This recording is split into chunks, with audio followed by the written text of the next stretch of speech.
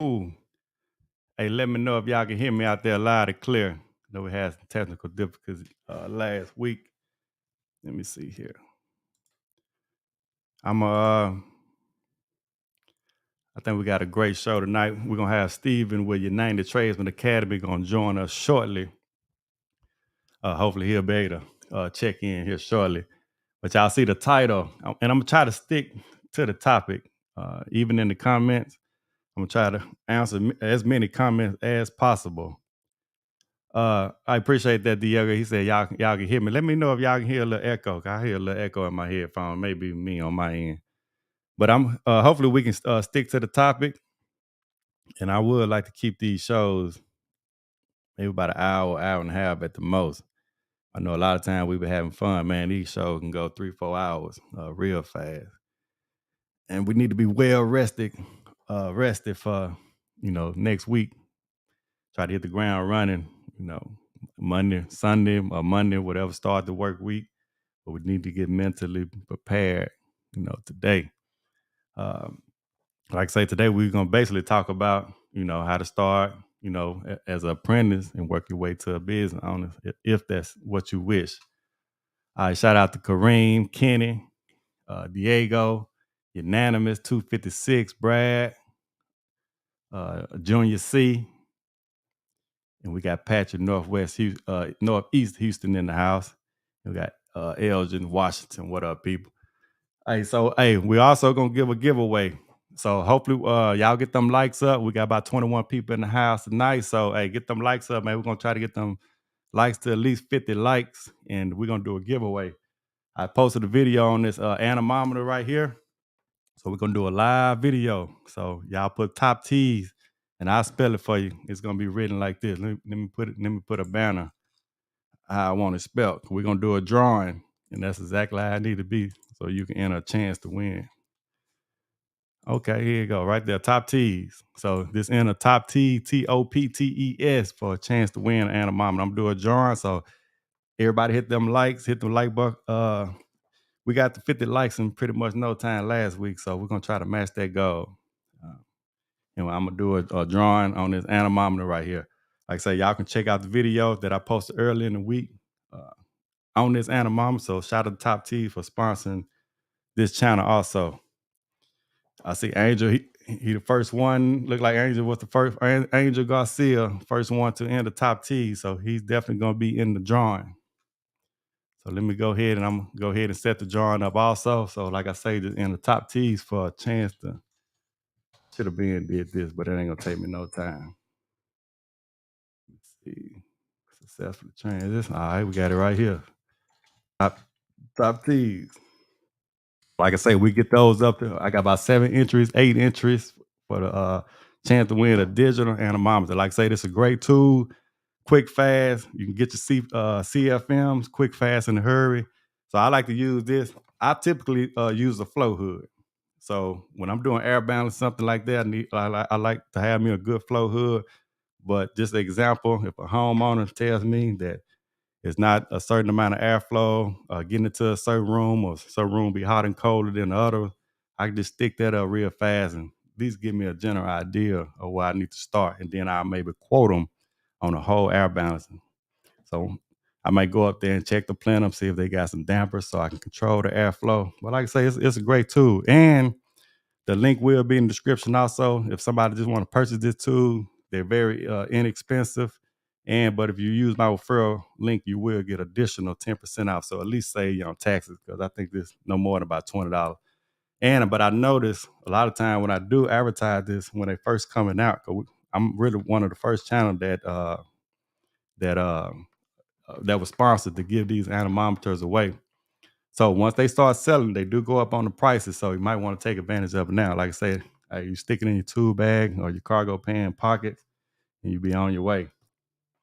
All right, so shout out to Top T for sponsoring the live and sponsoring this channel.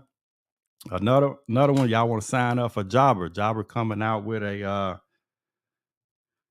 it's gonna be a mid one, but you can find if I don't leave it in this link right here, March 1st, March 1st, 2023, they doing an online digital meeting. It's just to help you with leadership this help you with your small home service business, whether you're appliance repair, lawn and garden, HVAC, electrical. This right here is going to take care of all your take care of everything as far as the leadership. Like I say, and if you haven't just signed on with Jobber yet, you don't have to actually be using the app to enter this event right here. But if you haven't signed up with Jobber, it's a great CRM software, and I highly recommend that also. All right. But like I say, so that's that. And also, if anybody interested in a website, web development, keyword search, get you ranked on Google, you can look at my link. Is a company called Thrive. Thrive is also sponsoring this channel. Also, they do great website building and great SEO work. If you want to get that phone to ring, highly recommend them also. All right, so I see we got about 11 entries now. Let's make sure we get that like button up, and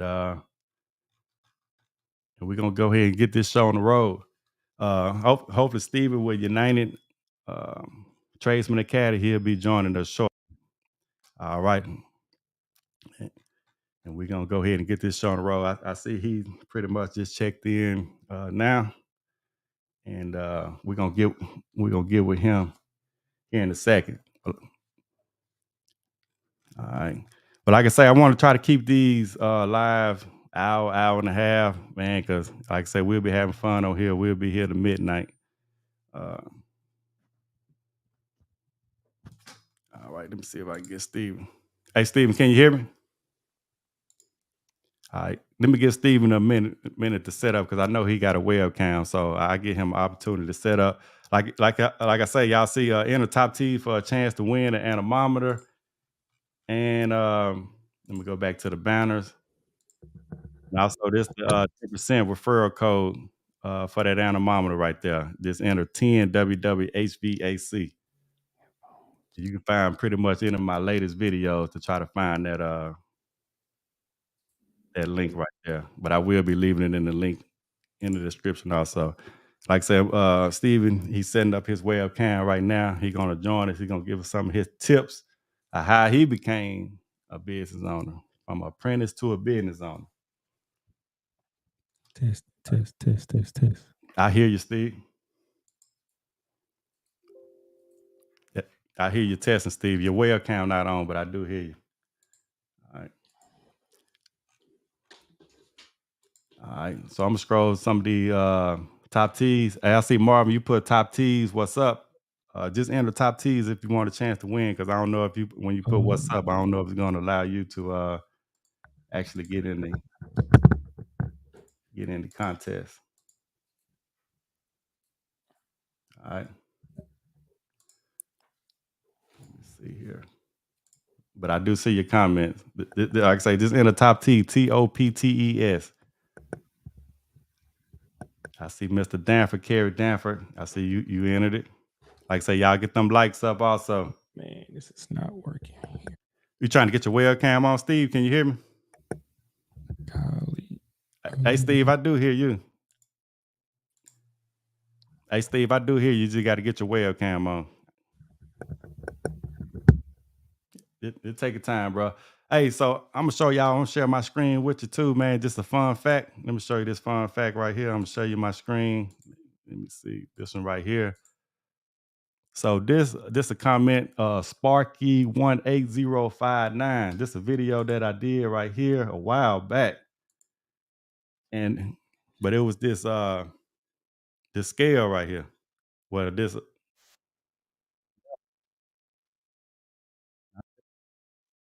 level right here. Shot. So I did purchase that level right there. And I just thought it was a level that they used back in the day. You know what I'm saying? See it? It's pretty cool right here.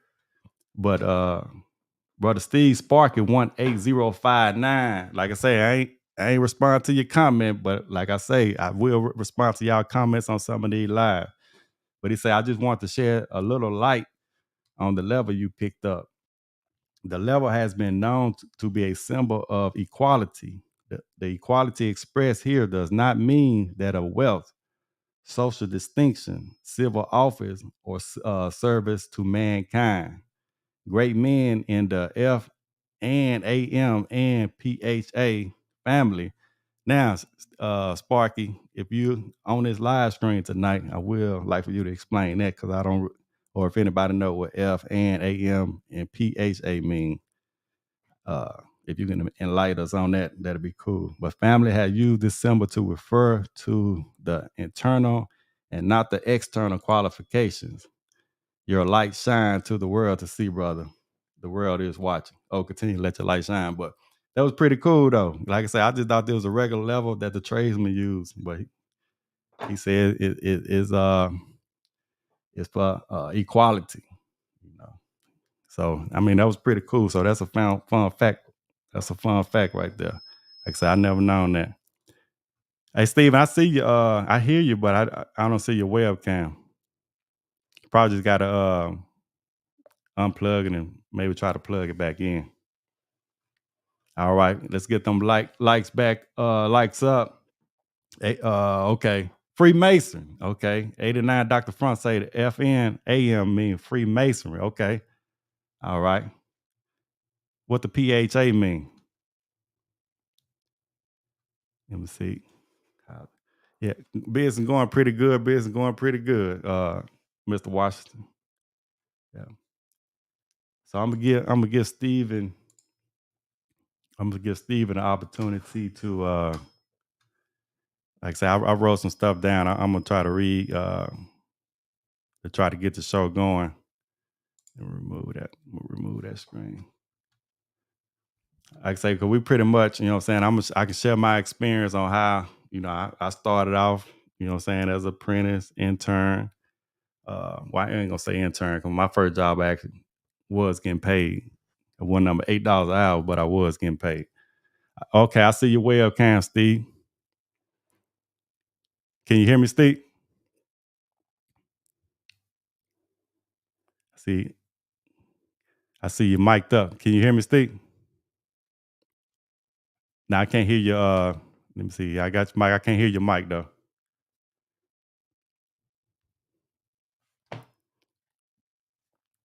Yeah, I heard you earlier, but I just didn't get your webcam. We can't hear you now though.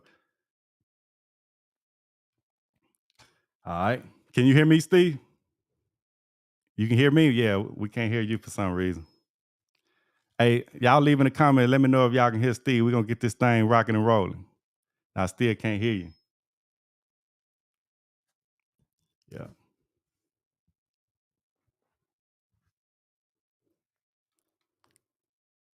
Yeah, probably got to unplug it and plug it back up. How I say when we're going live, man, the strangest thing happens sometime. That's like last week. My live was working all day, and let me see. Let me reset my. Okay, 6:50. You just sent that. You fit to reset your PC. Okay. All right, that's cool. We'll get back with you. Just check back in. Like I say, I'm gonna start it off this far as and then he can elaborate more. Let me see. What's that? So in order to start an HVAC biz, it's going to take several steps. First, you need to get your whatever license that you need, to legally be able to provide service. Next, you will need to create a LLC or S corp. I probably recommend when you first starting out just a LLC, for your business. After that, you have to open up a business bank account and apply for a line of credit. Once you open that business bank account, you want to apply for a line of credit. So that's one thing. When you, if possible, man, when you get ready, can Agent G say no audio? Okay, he's talking to Steve. So if possible, the people that thinking about starting a business, if possible, man, work on your personal credit also. If you can get your personal credit score up, so even when you apprentices start off, that just, for example, HVAC. It's going to take you 4 years to qualify in most states to qualify to be able to get your contractor license. So in that 4 years time frame, That's more than enough time for you to work on your personal credit also. Personal credit also. That's very important. So you, but when you get your LLC, you want to open up a business account. Of course, when you open up your business account, you got to get the IRS and get an EIN number. And when you open up your business bank account, they're gonna ask you for the EIN number. The EIN number is free, just like a social security number. It's gonna follow you everywhere. Just kind of keep track of your business tax. Okay, then it's gonna be important for you to get insurance. You know what I'm saying? So if something happens, something goes wrong, you'll be insured. Then that's when you want to go into, getting your logos set up, any sign is necessary, And another thing, once you do get all that set up, whatever trade you in, another thing is, because hopefully you can get some business credit, a little small amount, whether it be 5,000, 10,000. If you got good personal credit, they'll give you a little sum. Um, Whatever bank, I personally I bank with Chase, but they'll give you a little something to start off with. A little business credit card. That's very important. I recommend paying it off, within a month.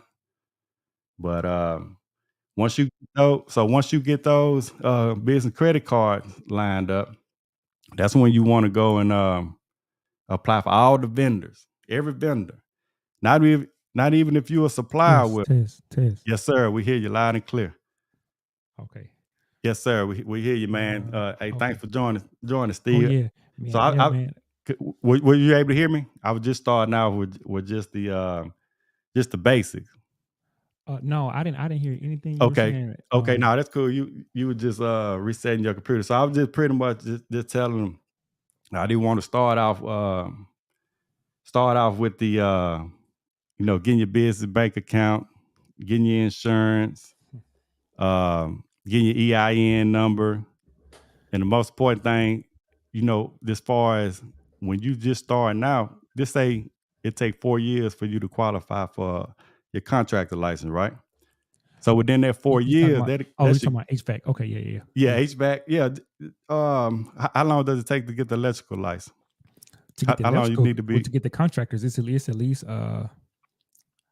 can be done in 6, but it's about 7 years. So about 7 years. So whatever trade you're in, if it's gonna take you 7 years before you even qualify to get your contractor license, that's when you want to start working on your personal credit.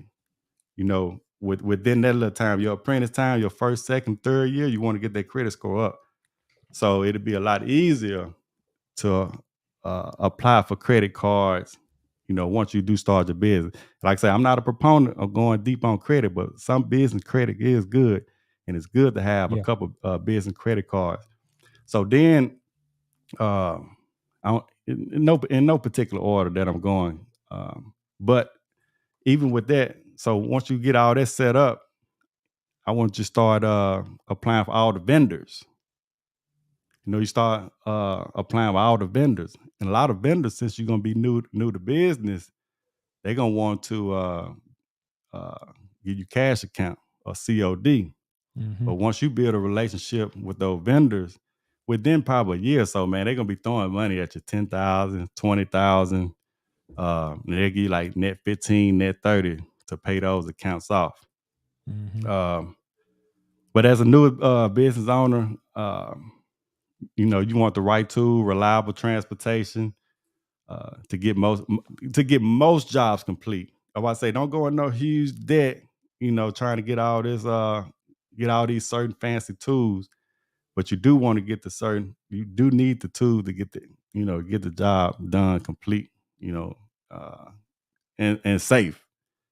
So Definitely. let me see what I got.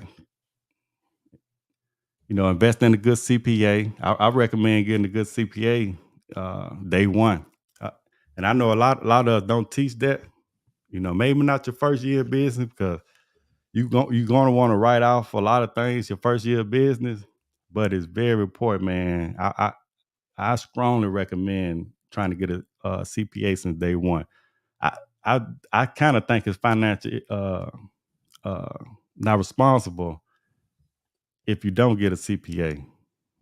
your first year of business. Because certain things, because I know we want to hit the ground running, run a strong, successful business. But if if we don't have if we don't have uh, certain things that we need, let's just say far as insurance, even business, even the right business license, we shouldn't be in business. You know what I'm saying? Because you don't want to set yourself up, for failure, by not having a good accounting software, because these people do not play. The government do not play at all. So I do highly recommend though uh getting a CPA day one, you know. Uh, and Diego just say, what's a CPA? That's just a public accountant, Certified public accounting. Yeah. certified public accountant, to take care of the things that we really not educated for. They're gonna take care of all them, dot your T's, dot your I's and cross your T's. But Steve, man, let's start off with you, man. How you doing, buddy? Hey man, good man. Man, sorry for coming on late. My daughter was sick, so Oh, I man. was in there trying to cook some food for my children and Yes, help my wife sir. out a little bit. So No yeah. apologies are needed, man. Life happens, man. We just doing the show. Don't worry about that, man. I see you got a Sure. nice microphone there, man. Hey man, look, man. That sound is important. Yes, sir.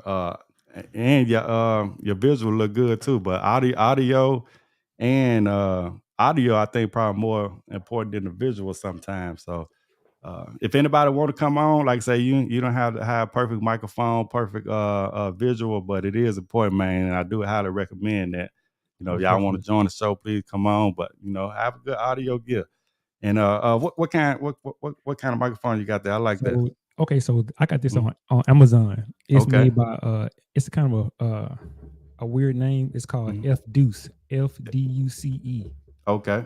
And this is the F Deuce. I'm not even sure how to sound. How does it sound? I'm not even sure how it sounds. I mean, you sound good to me. I can hear you loud and clear. Okay, so it's the F Deuce SL40. I got it on Amazon, and actually, Okay. I got it. It's like 38% off, so it's almost like a 40% off right now. So I paid right at $80. Okay. All right. So y'all want a good microphone, man. Hey, try that one out. Maybe you can leave it in the comment, for a reasonable price. Yeah. But yeah, man. You wanted to kind of share your story real quick, how you Oh yeah, most definitely, how you most come definitely. from apprentice to a business owner. Definitely. And we're Uh, gonna try and yeah. we want to get into the hard facts. We want to break it down and get into a little detail, man. You said get into the hard facts. Yeah, I'm just saying this Yeah. far as Yeah, no. I get mhm. it. I know what you're saying. Yeah, Okay. all good. Hey man, first let me thank you for being on the show again. It's a great pleasure to be on your show and just talk trades and impart what I've been blessed to learn, and just at this point, just trying to give it back. So thank you for having me back on your show. Yes, Uh, sir. but you know what? So, man, I kind of got to start like way back. So, okay, so so some of the stuff I may say is gonna be kind of funny, but it's gonna be a lesson in it because so no, just being an entrepreneur is something that you can learn, but it also can be like innately in you. Just from I'm pretty sure a lot of people on here was in high school and they were sold candy. You know, I mean, when I was in high school, my senior year, I was probably making like maybe like $60 a day just selling candy. And as a senior in high school, my mom Oh shoot man, paid when I was me. in elementary, man, we was going to store, steal a So whole box of you know what candy I'm and saying? go to school to sell it. Yeah, yeah, yeah, That way back in elementary school. So yeah. So I know exactly what you're saying. so I don't want to go too far off into that, but I just kind of want to just start off right there. It don't see now it's like we try and make business like something real hard, you know, but it's a simple transaction. You are offering a service and somebody needs their service. So we complicate it because we look at everybody else, meaning that like I still constantly get this I constantly get this to this day. Man, why don't you get a new van? Why don't you get a new service van?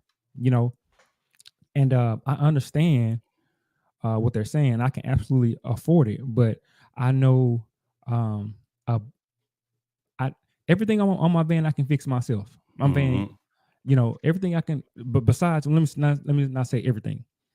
Besides the transmission and like heavy internal engine work, I Right. can pretty much do myself. I haven't Mm-hmm. taken my van to the shop, and last time I took it was like maybe like maybe in the summer because my muffler had came undone, so it was like real loud.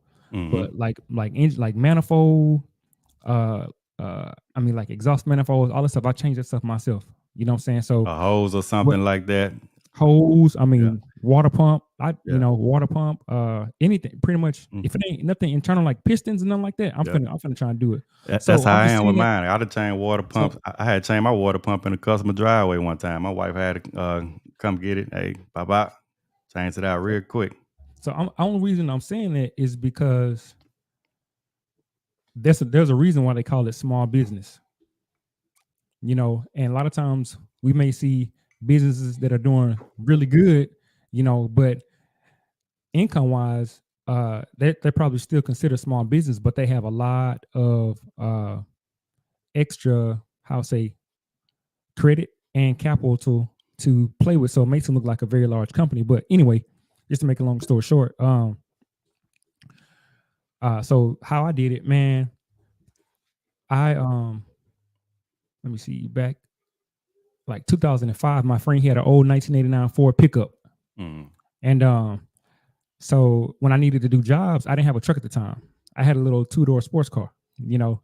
So this Mm. was right when I was 21. And Mm-hmm. so anytime I needed to do work, I would call him and say, "Hey, can I borrow your truck?" Because it already had a ladder rack on it. I said, "Hey, Mm-hmm. can I just come pick up your truck on the weekend? I need it." He said, "Yeah, just bring me your car, and I'm gonna drop your car, and you can drive my truck." Mm. So that's how I kind of started to use the truck to do side jobs. But then later on, he allowed me to buy the truck. Right. So, You know, not to cut it you was off, I want to go no, back go and ahead, forth. go ahead, go We're ahead, go gonna ahead. kind of feed off each other right there, and then we'll go on with it. Because even with that, that's very important, man. You had a car. If people watched my channel a while back, I had a Dodge Challenger, clean, leather seats, sound good, man. And this was about the time I got married, and so man, I tell anybody, man, especially if you're a man, man, you need to get you a truck. Man. You know what I'm saying? Because you could just, hey, but so anyway, I traded that car in to get a Dodge Ram truck. Mm. Because around this time, I was like, that's when I was about to, oh yeah, I need to start, go ahead and work on getting this contractor license and Yeah, go ahead and get this thing running. most There's no definitely. way in the world I can be running no service calls and no Dodge Challenge. It look good, but it ain't making me money. I don't think it's really doing it costing me money. Mm-hmm, And mm-hmm. but that's what I traded that in to get a 2016 Dodge Ram. And that's when I started getting the ladder racks, putting the door magnets on there, and Mm. really, Door magnets, yeah. yeah, really, really getting it ready for service. But now So go ahead, man. no, That's my no, no, story. no. We're going from the Let's car go. to the truck. Man, Mm-hmm. man. So man, so yeah, I was just every time I would need his truck, he would just say, "Bring me your car and I'm gonna drop your car and I'd actually use my truck." So I would go pick it up and I go do my side job. So but then later on he let me buy the truck. So this was back like in 2000 and maybe I'm trying to get the dates kind of right so y'all can kind of follow what I'm saying. So maybe back like in 2007, like 2000, that's when I bought that 89 Ford. So if you can imagine, driving around in an 89 Ford, everybody else driving around in new cars, new Mm-hmm. trucks, you know what I'm saying? But so anyway, it was cash, it was reliable, and there was no overhead attached to it. Just paying insurance and making money with it. Keeping the oil change and How much you pay for the truck? I paid $1,500. 1,500. Yep, and that was on payments. Mm. I'll give them like 300, like every week, or not every week, definitely not every week, like 300, like every 2 weeks, something like that, And so that's how I ended up getting a truck, A And then short so bed or long bed? now it was a long bed, Mm. extended cab, red interior, Mm. white. The outside was white. You had AC in So there? No, no, not in that one. Yes, No, sir. nah, not in that one. In Nah, Texas. in Texas, man. Yeah. But look, man, I tell you, like, but anyway, so when I got the truck, see, this kind of opened me up to getting like in a manager type situation when I was working for somebody because I was able to come to the office and pick up material and take it back to the shop. Mhm. Or I mean, not take it back to the shop, but take it back to the job site. So now I'm making myself more even of value because I'm able to learn more because they seeing me as somebody that they can depend on to do this and do that, and I'm bringing stuff from the shop, or picking up ladders or whatever, and taking them out to the job site. And eventually they started letting me go do my own little small job. This is when I was in industrial. They start sending me just to do little small jobs on my own. I would just keep the material in my truck. I was still an apprentice then. And they would just send me the smaller jobs. In between some of the larger jobs I was on. But anyway, not to go off into that. So that's how I started doing side jobs because I had a truck. Now, someone had asked me the other day, how would they recommend? How would you recommend advertising? And well, back when I started, there was Google, but it wasn't as popular as it is now. And then also too, even with Google, they want you to have a license on hand. Mhm. So on Apprentice, you can't even advertise on Google. So Hey, not to cut you off. go Say ahead. that thought, cause before we go there, Yeah. since it seems like since we starting out with vehicles, right, Mm, and then advertising. So okay. Yeah. how I got my vehicle. So I went from the Dodge truck. Yeah. Um, like I say, because eventually got that paid off. That truck was paid for really no time. So like you said, no overhead. So now I got the Dodge truck, but I'm still working for a company at the time. So like I say, not going into no debt. You know what I'm saying? Because when you're doing HVAC work, a lot of people like me. I don't like working out a truck or anything like that because it's just so. Yeah. You need a Mhm. trailer. I had to eventually buy a trailer, try to hook up to it. So eventually, I do want to upgrade, but I'm still like I'm not fit to, you know, go get a $30,000-$40,000 note. Right. I'm fit to take my time. So I went to Craigslist. And the van that y'all see me driving in now, I got that van off Craigslist with Wow. 300,000 miles on it, and I paid Mm. $3,500 for it. Wow. $3,500, and that's Wow. just searching. And it took me a while to find that. And then, cause a lot of people, man, think I paid $20,000-$30,000 for that truck. It's No, very nice. I went to Craigslist, and that's why I tell anybody, man, go on Craigslist. But I would not bite. It was plenty of little vans around there. I wanted something that if I'm a one man show, that's a one stop shop truck, and that's what I was looking for. I got a utility bed truck. If anybody Yeah. not familiar with the channel, y'all new just tuning in, you can look at some of my videos. I got a utility bed style truck. I probably put 2 units at a time, two whole complete systems in that truck if I wanted to. Yeah. But I can fit almost anything in that truck that I want to. Like I say, but it's plenty vans, Ford vans I could have got 3,500, 2,500. Just a regular style van that you see Mhm. a lot of people. They ain't what I wanted. You know what I'm saying? And like I said, I could have got those 10, 15,000. Those trucks are expensive, man, but I just took my time, you know what I'm saying? And a lot of people see 2, 3 hour drive away. It was cold. Me and my wife, you know what I'm saying? So we drove and we went and got it, checked it out. It was That's good. tight. But I knew my thing was I'm looking at the body. You know what I'm saying? I don't Mm, see no rust or anything like that. So I'm knowing, okay, if I pay $3,500 for this truck, man, 300,000 miles, a lot of time them trucks just broken in. for sure. But I'm knowing myself, 300,000 miles, it's a lot of miles, little small things, electrical things probably going to break down on it. But Mm, I know for sure if to me the chassis alone worth the 3,500. So even if the motor go out in it, you know what I'm saying, I don't mind putting a new motor in it. You know what I mean? Because I'm still not paying $30,000-$40,000 car note for a new vehicle. You know what for I'm saying? sure. Or And more. exactly. So and then I'm like you, the small thing, man. I changed water pumps in it. I done changed the hoses broke on it.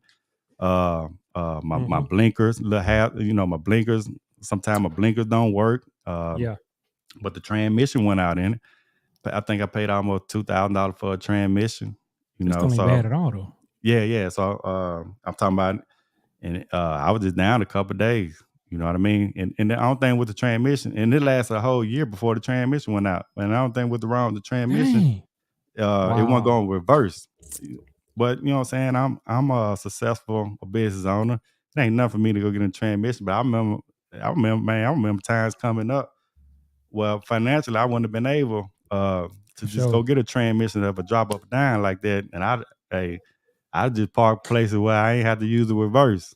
If you understand me, you know what I'm saying? I'd have been there. But nah, man, I put a transmission up in there. Like I say, that's when y'all hear me say, try your best not to go in any debt. That's what I mean. You know what I'm saying? Yeah, I saw that video when you had it when Mhm. they were fixing it. They had it up on their rack. Mhm. They were fixing Yep. it. Yeah. Yeah, but I think that video is well, it probably was a transmission, I think. I gotta have brake done with the truck. You know what I'm saying? Little minor things though, but the main thing was that transmission went out on me. Yeah. The AC went out on the truck. You know what I'm saying? Like I said, I'm in Texas. I can't go too long without no AC, For but it sure. did. The compressor went out in the truck. But For hey, sure. got that fixed, man. No problem. So if you can get you something good and reliable, what I say, y'all just search. You know what I'm saying? Look at your Craigslist. So, but don't when you look at Craigslist, don't just look at the Craigslist. This say Steve, you in Dallas. Mm-hmm. Don't just look in the Dallas area. You know what I'm saying? Go out, 4, 5, if it worth it. You know what I'm If saying? it's worth it, yeah. Yeah, because you can go to Craigslist or something like that, and you can type in let's say if I'm in Texas, I might want to type in Louisiana. I might want to type in far west of Texas, far north, you know what I'm saying, and try to find out because who I got my truck from. I ain't trying to be long winded. No. The guy I got my Perfect. truck from, man, he was a little small business owner. He wanted to upgrade. You know what I'm saying? Wow. Yeah. So Dang. I love the truck. You know what I'm saying? But he got tired of it, and I'm pretty. I might get like that one day. You know what I'm saying? But I'm For the sure. type I hand it down to another technician, Yeah, for or sure. I roll it till the wheel Yeah. fall off because I like the Yeah. truck. You know what I'm Yeah. saying? But I do want something nice. But I want something that you know what I'm saying. I don't have electrical windows. Hey, people be roll up on me. A lot of y'all HVAC guys, y'all know Right. me around here. They roll up on me on my right side. Talking, what up, HVAC people? I'm like, bro, I can't reach over there and roll that window Yeah. down. For You know sure. what I'm For saying? sure. For sure. I don't have the electric windows to Dang, that's roll tight. down. But it's all good. That's You know what I'm tight. saying? That's tight. I ain't got the Yeah. digital dash, nothing like this, but it's paid for. You know what I mean? So whenever You I can't pull tell that, though. That more clean. yeah. So like I say, I took sanded down or whatever. I had a video me peeling all the old signs and stuff off. I took it to the Mako, got me a nice little paint job on Oh, for there. real? Yeah, nice little Dang. paint job, man. I paid probably about man less than $500 I think for that. I probably paid $800 for that That's whole tight. that whole That's paint tight.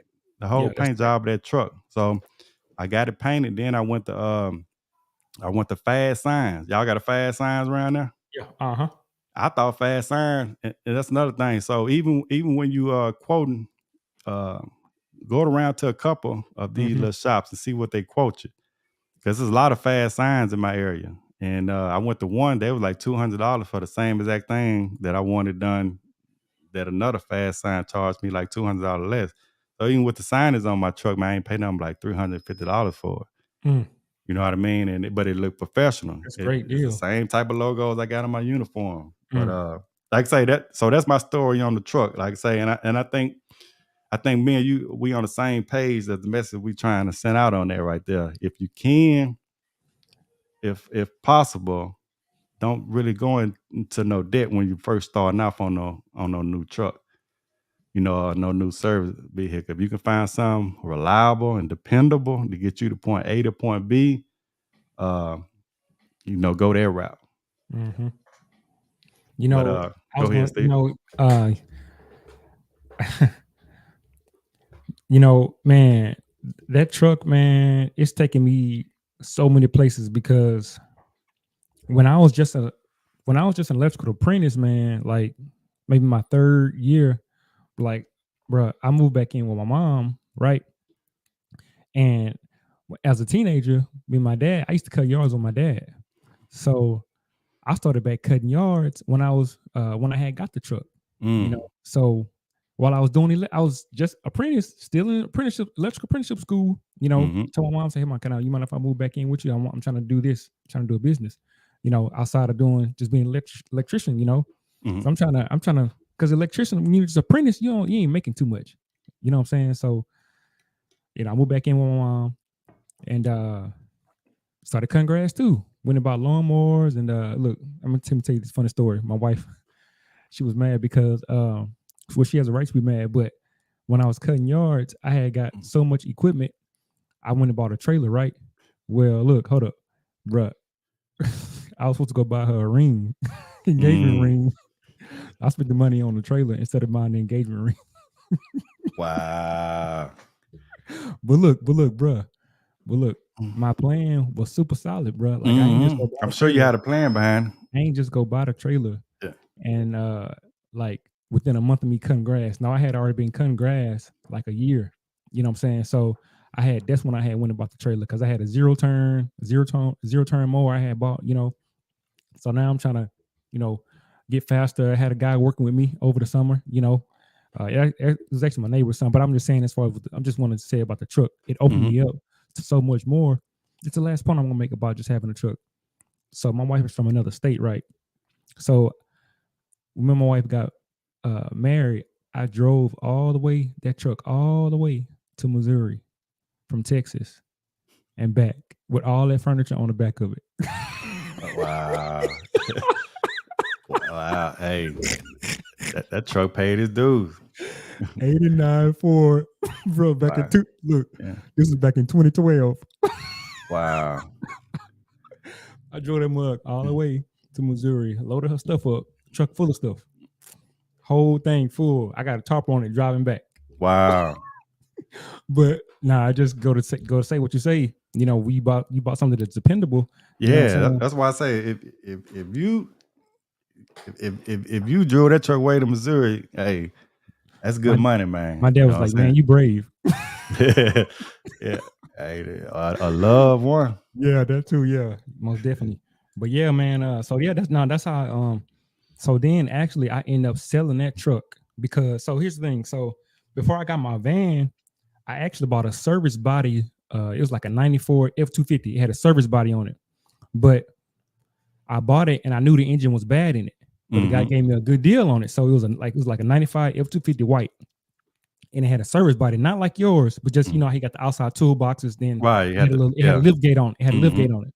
So I had my friend. We had to drive out like an hour to go get it. He towed it back with his Dodge Ram, because the engine was gone. I knew the engine was gone, so towed it back. No, I didn't. No, I thought it was the exhaust manifolds on the truck, but it turned out it was the total engine. So, but I had exhaust manifolds done on it, and it still didn't increase the power because when I would kind of try and drive it, the power was like real lacking. Like real lacking. So, so that was my transition from my '89 selling the '89 Ford, and then I went to go buy the Ford F250. So what you end up selling the Ford for? Which one? The '89. Man, I just had too many damn vehicles. Or I was finna have too many vehicles. I'm just saying, but you were using that money to get the Ford. Yeah. The Ford to hold on. I think I may have got that. Hold on. Cause hold on, wait. Cause around the same time, let me see. No, I think it was the man. Okay, yeah. So I got the '89, then I got the service body. Okay, yeah. So yeah, okay, yeah. Oh yeah. What was your question now? I'm sorry. I was saying what did you sell the truck for to get the other truck? Yeah, I sold the truck because I just didn't want to have. I didn't want to have so many vehicles sitting up. So I sold that truck, thinking I can get this other truck up and going. But it was gonna take so much. It was gonna. I won't say so much, but it was gonna take more than I wanted to invest. So what you were gonna use during the downtime, or you were gonna get it right back up and running? What was your plan behind it? Yeah. But see, the thing about it too, I wasn't just you doing full time anyway. No. I wasn't just full time anyway. Right, so it's not like I needed it every Saturday like that. You know what I'm saying? Shout out to Kendrick Ray with the super sticker, man. We appreciate that. And we're gonna do a giveaway also. So y'all remember to put top T's in. Hey, Steve, how many likes we got? By the time we get about 50 likes, by the time we get to 50 likes, we will do a drawing. Oh, 34. We got 34, man. Let's see if we can get about 15, 16 more likes. And we get the top T's anemometer. So y'all just joining in, type in top T's in the comment, and I'll be giving away this anemometer. Let's get it up to 50 likes. 50 likes. All right, so Steven, now we got so now you got the truck. So your plan. So when you do side jobs, it seems like your route. So you do the side jobs. So of course you're gonna need some type of transportation, Mm-hmm. to do side jobs. You know what I'm Mm-hmm. saying? And then when you're doing side jobs, Mm-hmm. you want. I guess the reason why you want a truck because you want to look halfway professional. Yeah. Uh-huh. Anyway, but anyway, Yeah. now we got the truck. What's the next step? So okay, so when I got that truck, when I got the service body and I saw that it's gonna take too much for me to get it up and going. So I said, you know what, let me just get a van. So I started looking for vans like you did Mhm. on Craigslist. So I sold that truck. I sold a service body after putting Mhm. a brand new transmission in it, getting the transmission rebuilt. Mhm. So really, the only thing I needed next was a motor. You Mhm. know, so but I was like, man, I don't want to do that. So because by this time, my friend he had a van, and I saw how much more economical it was, or not necessarily economical, but how much more comfortable it was having your stuff out of the rain, not in the rain, getting rained on. Mhm. So I sold that truck and started looking on Craigslist, right? So I found something that's my price range. It was a 1992 Ford E150. That's what I got right now. So So you look Craig. So you got your vehicle off Craigslist also. Okay. Craigslist, yeah, Was it yeah. local? Yeah, it was local. And Okay. actually, it was a guy, he goes to government auctions and buys the government vehicles. Mhm. So it was a city van. So I kind of knew it was in halfway decent shape. So when I went and looked at it and drove it, it was immaculate. I mean, you talking about back in 2012? No, maybe like, no, not 12. Maybe like 2014 was when I bought it because my daughter was born. Yeah. So 2014 is when I bought it. And when I bought it, it was a 1992, but it only had 120,000 miles on it. So a 92 van in 2014 that only had 120,000 miles, plus it was a city van. I said I knew it was gonna be pretty decent. Mhm. They're It gonna still take had care of it. it still had the city's logos on the side of the doors. Mhm. You know what I'm saying? So What color uh, was it? One yellow was it was no, it was blue. okay. Yeah, it was blue. Nah, one yellow, blue. Yeah, but so that's what I actually still drive to this day. And Okay. but anyway, let me see. What was I gonna say? With the vehicle. Oh man, so now when I got the vehicle, it wasn't outfitted like a service van. It still Mhm. had seats in it, all that stuff. So I went home. I had just got my master license too. Around the same time. And so I took all the seats out of it. Got the I went and found me like a wall, so nobody if somebody broke into the doors, they wouldn't get to my tools. So I went and did that. Then I got my wrap put around, around the van, around the windows, and shoot, that So was you it. went the rap route. I didn't get see, here's the thing too. Mhm. You gotta remember. So with my van, it's not an actual commercial van. It had windows. Mhm. So, but with my wrap, you can't tell that they're windows Okay. because the wrap is the same color as my van. So it makes it look like it's. Okay. Does that So make sense? What I'm saying? yes, sir. So if anybody interested though in like a wrap, but how much did you pay to get it wrapped? Oh man, I paid 700 for mine. You paid about 700 for it. That's from all the And way I'm from go ahead. but I'm just saying, but when you got that wrap though, it probably made that van look from night to day, Oh huh? yeah. Oh yeah, You yeah, yeah, you yeah, yeah. tell it you felt good too then once you Oh got it yeah. wrapped. Heck yeah. Most It was ti definitely. it was time to Yeah. get it, huh? Yeah. Uh-huh. Yeah. Yes, sir. Yeah. But yeah, Okay. so So but now I'm actually in transition looking for something else too. okay. So when you got it wrapped though, let's back up a little bit then. Yeah. So you already had your logos and stuff? You already Wait. got your logos or what kind of wrap did you get? I'm just saying your logo, your company name. Did you Yeah, my company. yeah. I want to go back a little bit. How did you set up your company? Oh, okay. You know what I mean? So because Yeah. if you at the rap stage, that means you got logos and stuff, right? You got your Yeah. company Uh-huh. name, your Yeah. LLC already established? Yeah. Heck yeah. I had all it established. Yeah. I had. Okay. Yeah. Uh-huh. Yeah. Yeah. Kind of let us know because I used to tell people, and I still will tell people. I want to know your approach. How did you actually start a legitimate, electrical business? So, because I used to tell people, Oh man, wow. Great question. Great so just question. started. So because I tell people, man, sometimes even before you get your contractor license, you can go ahead and file for your LLC and get your EIN number. Yeah. You know what I'm saying? Why you Mhm. and the only reason why I say that, because if you got your LLC and you got your EIN number, it's going to kind of motivate you because you can be like, man, all I got to do now is, pass this contractor license test. You know what I'm Mhm. Mhm. saying? So Mhm. because you already got your business established, because you don't necessarily need the contractor license to get your LLC, you know what I'm saying, No, or you don't. get your Uh-huh. business name. So you Mhm. can already kind of have that, that ball up and running. And sometime, well, I want to go. So let's just, Yeah. uh, how did you start?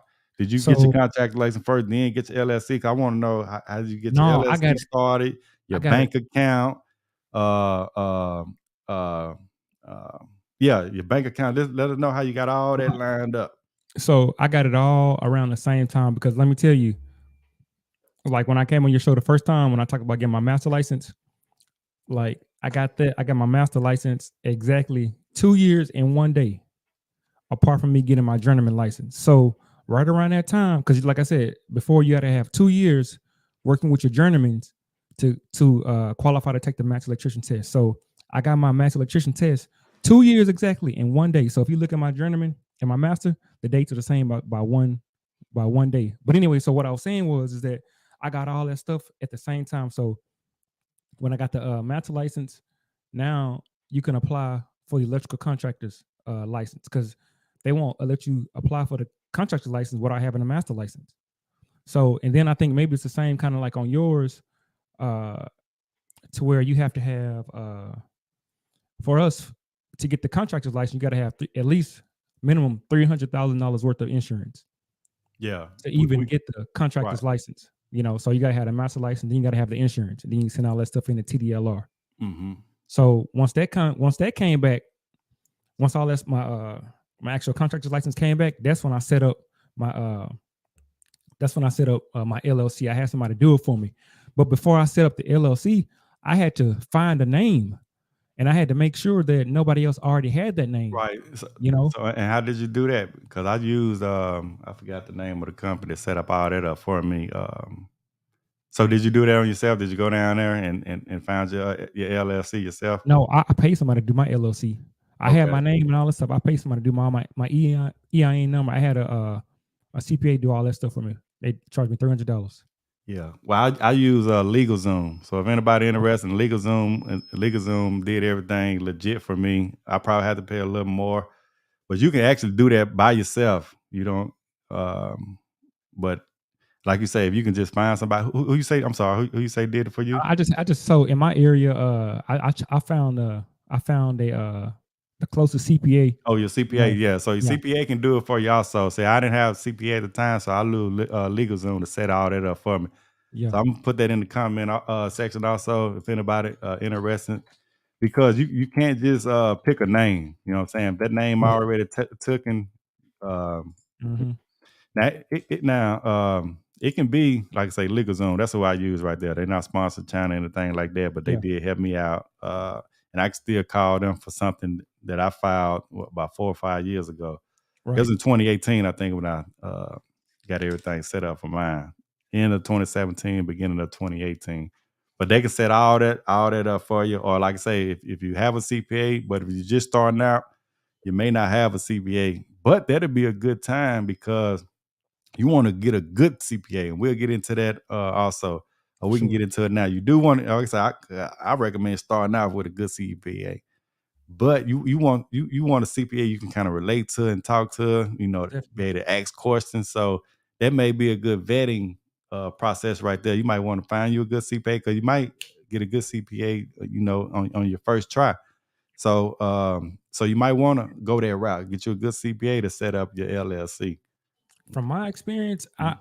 I would say trying to find a CPA that specifically deal with trades, because just from my experience in the past, all CPAs don't know everything that's a tax write-off for trades and different That's a good tax point. breaks, so if you can, I would try and find someone that specifically deal with, trades, or just at least have experience with trades. Yep. Don't necessarily have to just deal with trades, but at least, deal with trades, or even talk to a tax attorney.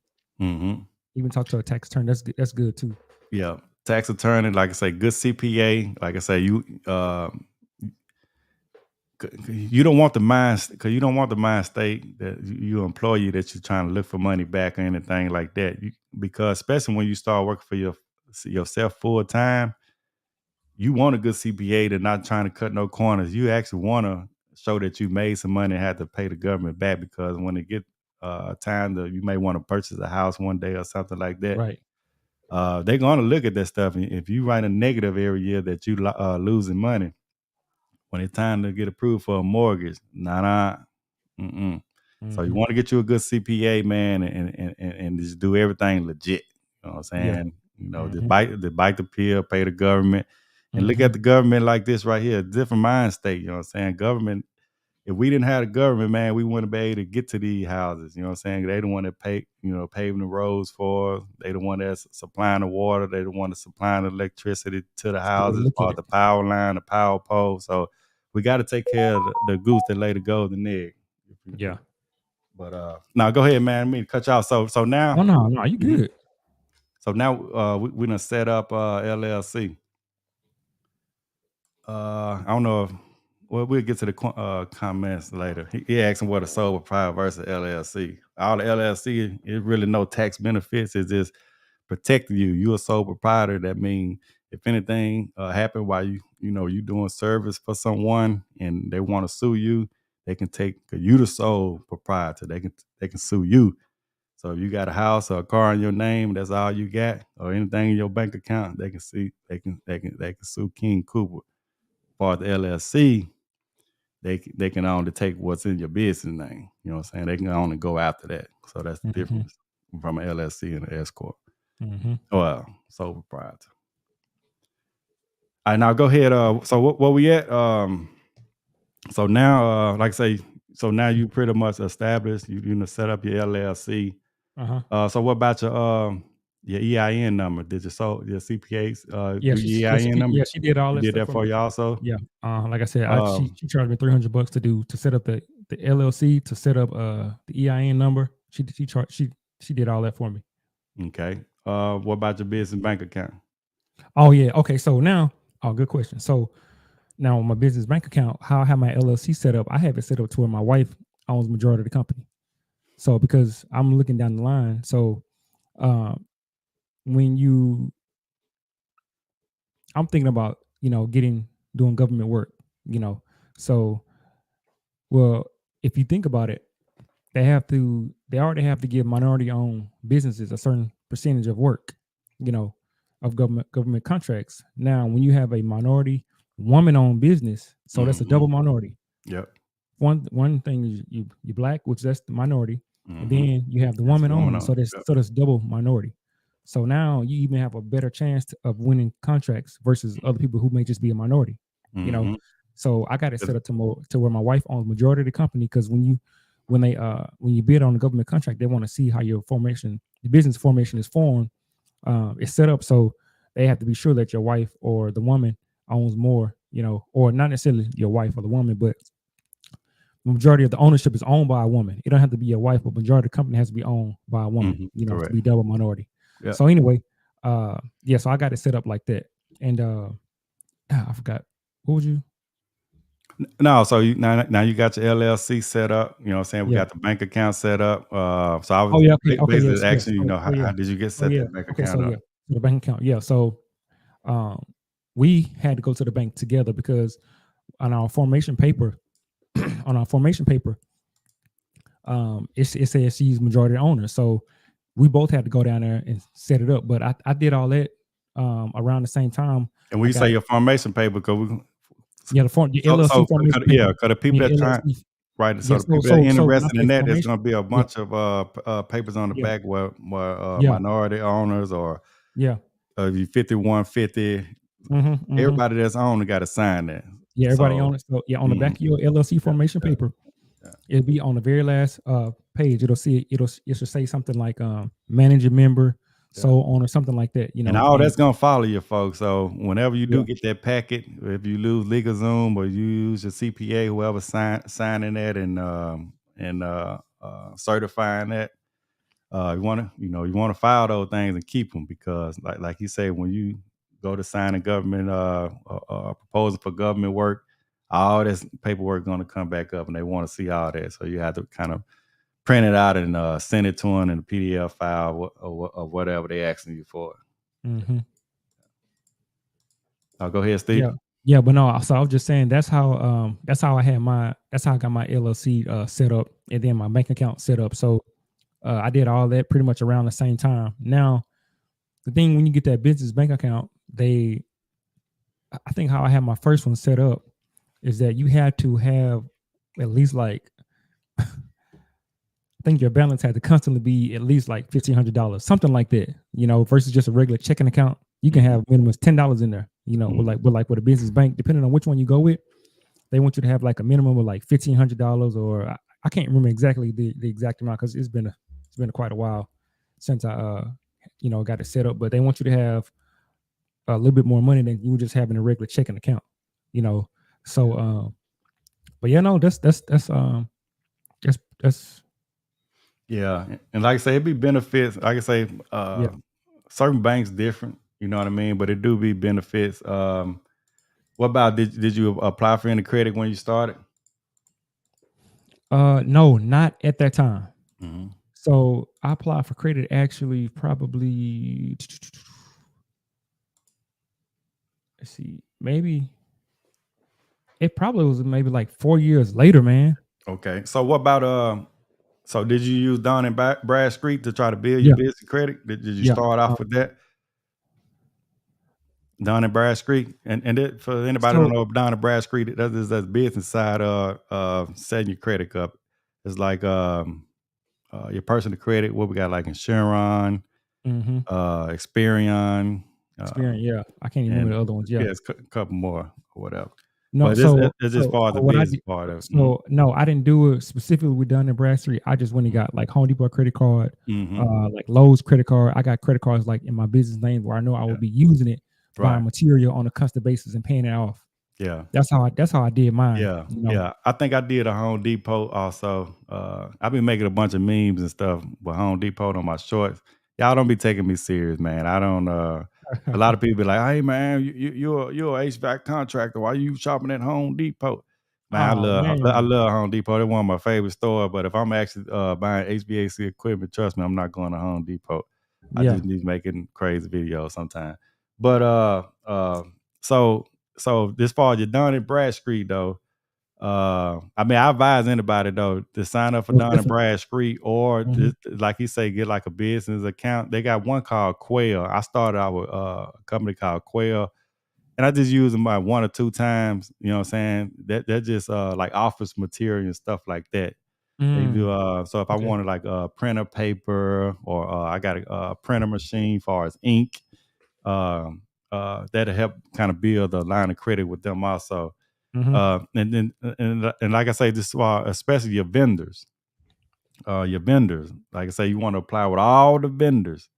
If like I say, I don't really know too much about electrician, but I'm sure y'all got a bunch of supply houses as far as Yeah. And electrician they be stores calling y'all go too. to. Yeah, they call all the Mhm. time Yeah, so I about advise, new especially, accounts. especially on the HVAC side and for any trade side. That's like I would say plumbing do I forgot the name of that. It start with an F, supply house that they use, say Hmm. water heaters and stuff like that. But I personally, I know all the HVAC. I would sign up for every HVAC supplier in your area. You know what I'm saying? From the small ones all the way to the mom and pops. Like I say, you don't have to get a credit with all of them. Start out with COD accounts, but and trust me, Mhm. once they start seeing you, especially once you start, like I say, once you first apply for them, unless you got good personal credit, because sometimes they do ask for your social, just for a backup. Right. So, but if all possible, just use your EIN number. You know what I'm saying? If they don't ask you for your social, don't give it to them. But trust me, once you get that COD account and once you start doing stuff like Quail, Home Depot car, and you got that in your business account, by the next year or the next year and a half, just start filling out credit application with all the big suppliers around there. You know what I'm saying? They gonna give you 5,000, ten Yeah, they thousand, will. and 20,000 easy. Mm-hmm. Um, Especially when they start seeing your face, everything look legit. You see, like I say, your CPA gonna get your LLC and stuff lined up. You got your EIN number. It's just gonna be like an application. You start filling that stuff in, they will give you a line of credit. Yeah. Yeah. Yeah. No, and I can say that too because even some of the ones like I don't have a credit. Sometimes I just pay with cash. Hmm. They be, I mean, I come in there so much. They be like, you sure you don't want to open an account, Yeah. And but I really just go to the one closest to my house because Yeah. I mean, and it's good to have more than one, like you say, because sometimes see like here with the electrical, and I know probably like in Houston, it's like a ton of Johnstones, you know what I'm Exactly. saying? Yeah. So Yeah. So same thing. Yeah, so I try to make it easy as possible as I yeah. can. Like I said, if you look at my contact list on my phone, man, I got hundreds of supply houses up in here. I don't just shop around on prices because sometimes Mhm. you can get stuff a little cheaper. I just try to go to the nearest. You know what I'm saying? Yeah, man, me I just try too. to go to the nearest. I'm not trying to, okay, nah. If the supply house about 2 minutes away, I want to go to them. I'm not trying to Mhm. go. I'm not trying to build no credit or build no relationship or nothing like that to a supply houses because I'm just Mhm. a small man anyway. You know Mhm. what I mean? I'm not going to be selling probably $1 million no time soon worth of Right. equipment anyway. You know what I'm Right. saying? So I'm just a small fry to them anyway. So I'm not fit to try to build no. I tried that at one time. What's that? I'm, You try what? I'm finna go to only this supply house right here and try to Okay. nah, Yeah. man. Yeah. It's still pennies to them. Even if I sell 100, even if I sell get $100 worth of $100,000 worth of this parts, not even equipment. You know what I'm saying? Just a fan motor here, refrigerant here. If it add up to $100,000, that's still pennies to them. Because it Yeah. really companies out here, doing 10, $20 million a year with some of these companies. So Right. and true enough, they're gonna treat them a lot better than or offer them a lot better deals than what they do me.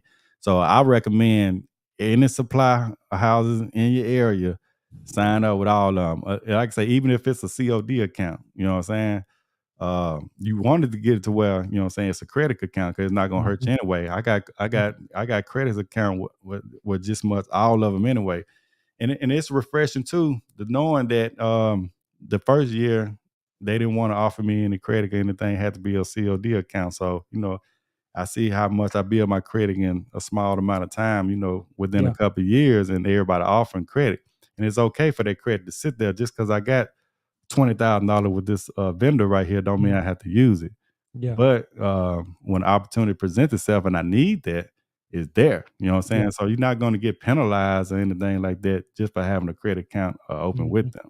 You Mhm. know, and just far as um, COD, what they call other people money, you know what I'm saying? No, right. It's cool to use your money at the time, but when I say, try to keep your overhead as low as possible, I'm strictly talking about like vehicles and buying things that's not Yeah. really it's making you money, but it's not Mhm. really making you money. Mhm. You know what I'm saying? Like big things. Cause I know, you know, uh, some people want to hit the ground running, man, Yeah. and buy that new truck, Yeah. uh, uh, put their Oh no. website on credit, you know what I'm Yeah. saying? Get the Oh logo, no. get the No. No. No. No. t-shirts, you know what I'm Yeah. saying? Get the t-shirts, or your uniforms and put all that on credit. And I'm not with that kind of credit. You know what I'm And saying? so like for me, so man, I go to Home Depot quicker than I go to Supply House only on certain things Mhm. Right. because like the Home Depot Lowe's is gonna be, man, it can almost be. So here's the thing. So and I don't know if it's the same way with you as far as with HVAC. So if I need to go get a breaker, right, I ain't gonna go to the Supply House because man, minimum wait is like 30 minutes, man. Yeah. You know what I'm saying? I gotta So I pay, just walk. you gotta pay $2 or $3 more for the break at Home Depot, just go get Yeah. it. I'm So with I just that too. go, I go walk in and walk out, because like if you like when you're doing service, everything is about time. And I know you said certain things. It's like that. An electric? What's the orange roll called? Um, the wire, like a 2-in-1. The Romex. Yeah, You say the orange? the orange one. Yeah, That's that's something 10. expensive, man. Yeah, that's like They 10 set 2 it or to 10 like 3. Yeah, 200. So yeah, it'd be like 200 feet. And yeah, Home Depot, man, I went in there, man. They want about $400 or $500 yeah. for 200 Yeah, foot roll. That's crazy. But I went to yeah, electrical supply and it was like $200. You yeah. know what I'm saying? And So see, you actually yeah, saving $300 to go to the actual yeah, supply house. yeah, yeah, yeah. No, you're exactly right. So it just Certain things, it's right? exactly. So like for me, like as far as like if I don't have it stocked on my van, and like it just say if I got, I say if I got 5 service calls in one day, right? So knowing that if I just need to go get one break, or if I need to go, if it ain't just like so now there are some breakers like I had got a call to come out to a bank because I had some breaker AC unit that was tripping, and they wanted me to change the breaker, but it was a bolt-in breaker. It wasn't one of the ones you just snap in. It was one of the ones you got to bolt into the panel. So now that I did have to, they don't sell bolt-in breakers at Home Depot or Lowe's. So I had to go to a supply house to get that, but also too I had to wait like 2 days because they had to come from Houston because they didn't have none up here at all. You know, so you know, so it um it's definitely a benefit. I think it's more of a benefit working with a supply house than going just to a Home Depot, Lowe's. But like just on the time constraint, like sometimes it's quicker and easier for me to go grab a breaker or go grab a, you Yeah. know, Yeah, yeah. for sure. Like Some I say, sometimes I want to, yeah, it's the same like that in HVAC, man. yeah, Like I said, I think I made a little short video talk about they flex duct. I never buy flex duct from Home Depot unless it was on a weekend or something. I need to make yeah, one run. But if it's a coupling or something like that I need, or yeah. some PVC glue, oh yeah, I most definitely use it. Hey, what we looking like on them? I see we got about 44 people up in here, man. We had 50 at Uh, one time, so hey, let's do that drawing. 45 What we likes, look 45 likes. we got 45 likes, man. So hey, we can get that to 50 likes, man. We're gonna do the drawing. Like I 5 say, more likes. if y'all just getting in here, enter top T's in the comment section for a chance to win this anemometer right here from Top T's. Anemometer, the TS301. Like I say, this is a great tool to do a quick, and you can use this for like I think people use it for drones when they want to test their little whatever called propeller on the drones, and little different things you can do with it. If you into weather, you want to go chase tornadoes or something like that, and you want to feel Uh, how fast the wind blowing or a hurricane coming, because I know we down on the Gulf Coast. Hey, this your tool right there. All right, so where we at, man? So like I say, hey, you know, let me know. We get about 50 likes. We're gonna go ahead and okay, do that drawing for because sure. I can't see the likes on my side. So uh, Yeah. Oh, we at 49. 49. So we're gonna go ahead and get ready for this drawing then. So what we at? Well, we let me see. So we got the LLC established. Yeah. Uh, Credit. credit. So like I say, man, work on your credit, work on yourself. I always say that's the main key to getting business credit too. So you ain't necessarily got to have good personal credit, good business credit, but I do think it helps, and Let me see. I do Can I, think they look at that. can I just add one real thing for the drawing?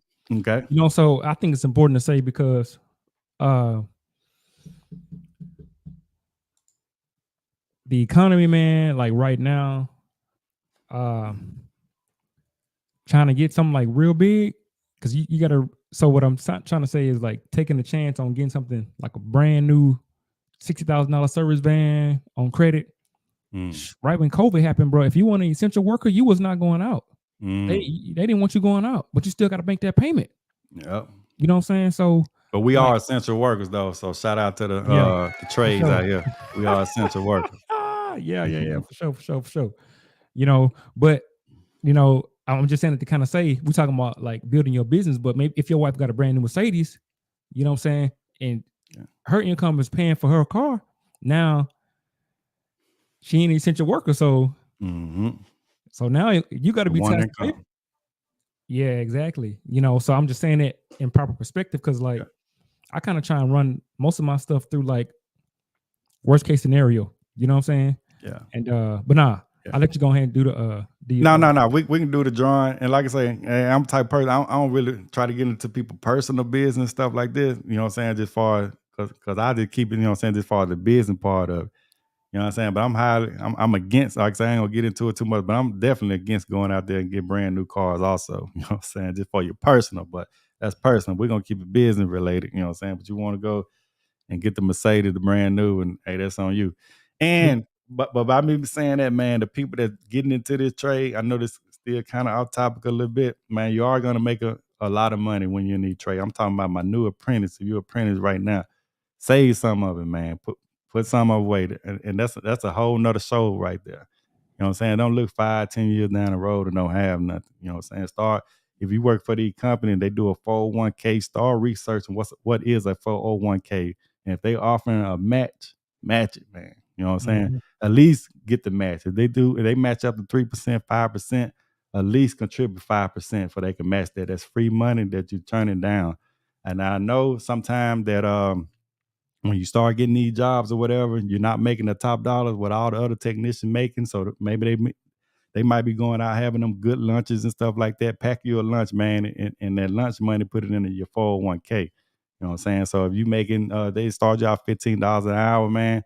Act like you making about, $13 an hour. Put at least $2, you know what I'm saying, an hour up and go to your 401k. But it go by percentages. That's another topic, man. I know we got a lot of youngsters and a lot of people that are aspiring to get into these trades. Think about your future, man, because you are going to make a lot of money. So put some of it away. All You right. you got So 53 likes. 53 likes, man. We appreciate that. Appreciate that, man. Let's see who's going to win this drawing right here. Let me share my screen. So shout out to Top Tees. Shout out to Top T for sponsoring this channel and let us do these giveaways. And remember, if you do want to purchase one of these anemometers, use my referral code 10WWHVAC.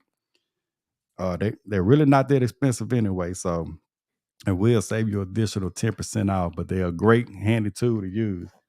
I would open it up to kind of show you, but I do got videos because a lot of people asking how do you convert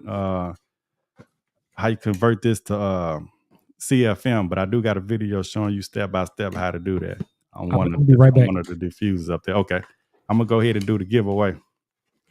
All right, folks, let's go ahead and see if I can share this screen real quick, and we'll do this giveaway. So we're gonna add this one right here. All right, so we got 28 inches. 28 inches. Like I say, it ain't too late. Y'all want to get this up to 30. If anybody want a chance to win this anemometer, go ahead and enter top T. Top T. See, Edwin just entered top T's. 66 reflection. I don't know if you just joined it, but if you want to try to win this anemometer in the top T's in the comment. All right, going once, going twice.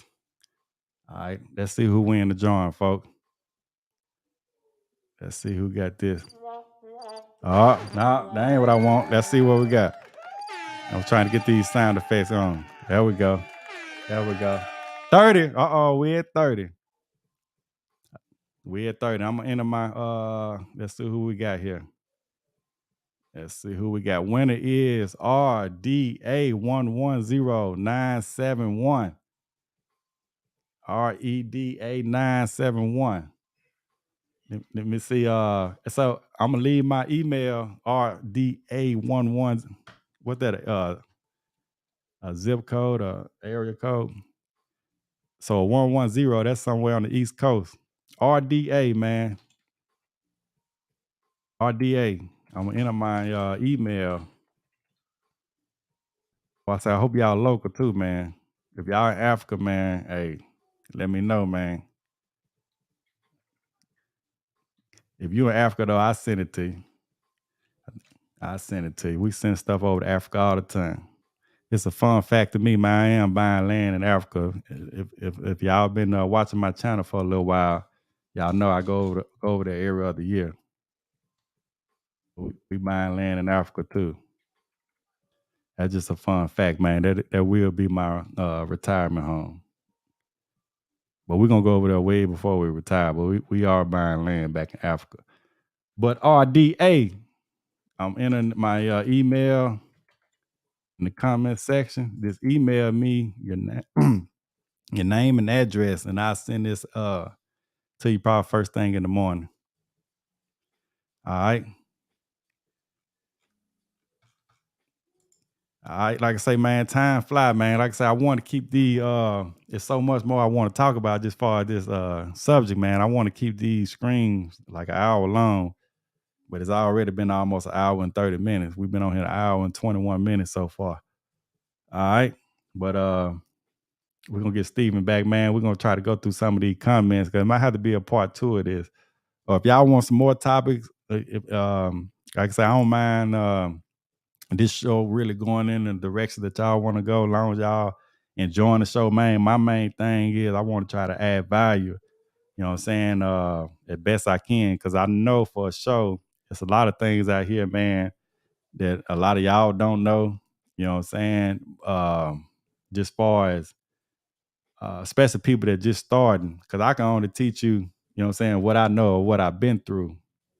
So when I first started, man, I didn't know what a CRM, just for example, I didn't know what a CRM software was, you know what I'm saying, until I actually used a CRM software and see how beneficial it was to my company. So the people out there that's only using like QuickBooks and QuickBooks only, man, hey, need to try a good CRM software. You know what I'm saying? That CRM software that I use is Jobber. So click on my referral link. You get a 14-day free trial and 20% off your first 6 months. And when I say just give it a shot, in them 14 days, if you don't like it, you don't see it's beneficial for your company, but I guarantee you, man, you can be like, hey, man, I've been missing out. Because I know it's still a lot of older business owners that they just using QuickBooks. I'm like, man, y'all in the dinosaur age, man. Y'all need to get some of this CRM software a try. You know, it'd be like night and day. I promise you. All right. Oh, see, we got Steven back. Yeah, Steven, man. I say, man, What's up? What's up? I was trying to keep the screen, man, like an hour, man. Time just fly by. You know what I'm saying? And I Yeah, know we gotta but we gonna try to I say we gonna try to go through some of these comments because we only what we wanted to talk about, man. I think we only like 1/4 of the way through. I know, man. I Time know. just be flying. But I can say, man, as far as the trades, there's so many topics we know we can talk about. But I say, as long as we doing these lives, and man, I caught you. You did a live stream yesterday, right? Yeah, I yeah, caught the yeah. last minute of it. But do you got a time and date that you want to tell the people that you're gonna start doing, or you were just trying it out, or you got a set time that you wanna do your live streams? If I can commit to it, it'd probably be like a Saturday around this, probably like Mm-hmm. around this time, or maybe even like, yeah, I'd probably say like a Saturday night, honestly. My children, they kind of winding down, Mm-hmm. weaning down our stuff for the day. So, and I'm kind of just chilling, having fun. So, kind of like, yeah, I guess like Saturday around this time. Okay. Yeah. Okay, y'all. So y'all be looking out for United Trading Academy. His live screen also, man, brother got a lot of knowledge to share. Yeah. Thank y'all Uh, for people that did come on yesterday. yeah. Okay, that's what's up, man. So you want to get to some of these comments, or do we need to Yeah. Whatever you try want to to do. wrap it up and go No, into it's up to to you. conclusion Whatever what you we want to do. was? All right, because we were Whatever you talking want to do. about let me see, we were talking about um what we were talking about, the getting the got the business bank account, Let me see. setting up the credit. You know what I'm saying? So we got our credit set up. Let me look right here. We need to get into this. So okay, you wanted me to say something, or are you? Now go ahead. So one thing that I was kind of thinking about. Let me see. Hold on one second. Okay. Did you want to go into like planning? Like planning. How can I say planning, or talking about making your family understand it's going to be a sacrifice. I'm gonna go into this business, or what you, or you want to keep going on what you got right now? because I think we already got the business. Or if you just want to shoot from the hip, it don't matter to me. Because I think we already got the business up and running. So I think if we maybe for the last 30 minutes, so now we got the business up and running. Man, how we get that phone to ring? Because I already see in the comments some people asking. It was a good question. He was asking how can he Let me see. I just seen it. Brand new plumber. What parts to stock for heating season? So he was like, how exactly do you find more side work in a new area, started from scratch, no help, no referrals? And so with that question right there, that can be a general question, just far as, I mean, because even if you're in a new area or because when you say new area, it's almost like you come from an old area. So if you were successful in that old area, I think it'd be the same exact way, you got your customer, where you come from. But that just goes back to say though, how do you get the phone to ring? How do you market your company? It ain't no magic trick. Like it take time, man, to some of the most successful companies. If you look at Jeff Bezos, you know what I'm saying? It took him years to get to where you know him as a household name. He didn't just get to, you know what I'm saying? So just trying to do it like that without having money, bruh, like you without, I mean, when I say so, one of the big companies here, I think they down in Houston, is called Milestone Electric. You didn't see them too much back. I mean, you saw them, but not as much as you see them now. So they did a lot of advertising on the news stations, and their company blew up. So what I'm saying is, we're dealing with Google. Like if you're doing, it depends on, like if you're doing it with Google, when them people call you for a service, they charge you like $30 to $40 for that call. You know what I'm saying? And then on top of that, if the person just calling just to get just a shop for a price, you didn't talk to them for 30 seconds. They still gonna charge you $30 even if you don't even go out there. So I'm just saying to say, like, you can't. I'll be lying to you to tell you that it's a quick way, it's a quick method to be where Walt is, or to be where I am. Because even, I mean, I just got to be honest. It's not a quick. It's not a quick thing. Like to, how some people blow up in digital marketing. Mm-hmm. I mean, like you get on Instagram, you just instantly blow up. It's not like that. That's not reality. Yeah, but that's great because you don't want to go viral. You know what I'm saying? Let's say if everything we just talked about, we just set up our vendor, got our LLC. Man, you don't want your phone ring. I promise you're not gonna be able to handle that pressure. You know what I'm saying? Mm-hmm. You want like a steady growth. Mm-hmm. You know what I'm saying? A job here, a job there. You know what I'm saying? Until you start building that reputation out. Because you don't necessarily want it to, you know what I'm saying? You just skyrocket, you getting 100 calls. There's no way you can be handle that. So, and then when you getting all them calls and you just a one-man show or got a helper and y'all getting all them calls in, now it's gonna make you look bad because you're really not gonna be able to do a quality of work, running all them calls. Even if you tried to, or it was going to get to the point where you're not going to be able to get to certain customers. Now you got to call them back, like, I got to put you off, and whether they don't have no lights or don't have no heating and air conditioning, now you don't put them out. So you don't want, because like you mentioned, Google. Man, Google leave a paper trail. We in the day of days now for reviews. You don't want to start getting those bad reviews. So you kind of want to, take it one step at a time. You know what I'm saying? One job at a time. Don't try to just flood your, be like, okay, man, I'm finna get this phone to ring so much. You don't want that. Shout out to Sir Derry. Say email me, man. Shout out for the $4.99 donation, man. We really appreciate that. That'll help the channel. What's up, Sir Darren? I was gonna say, huh? No, go ahead. I had to check the email out. I was gonna say, one thing you got to look at too, if you say you're just trying to how to get customers in a new market. So look, before going into the market, man, you got to realize that it's already gonna be people. There's already gonna be people that's gonna be in the market that you're trying to get into. So you're already gonna have competitors that's in that market. Then you're gonna have competitors that's been in that market for some for 10, 15 years, and some that are just getting into it like you. So, you know, when you think about trying to pick up new work, like, is it really the work that you want? Because at the price point that you want to make money at, your competitor may do it for, I mean, $75, $100, $200, $1,000 less. You know what I'm saying? So, like, just to give you like a, just to be honest and say, like, it's not as cut and dry. It's just trying to like pay a lot of money and make your phone ring. You know what I'm saying? Because you are already coming into an oversaturated market. You know, it's not really until like you get like 5 years into people seeing you on Google and you got reviews to where you can just say, no, I'm not, I don't want to come on Sunday, or I don't want to come do this emergency call, or, you know, I can't do it for that price.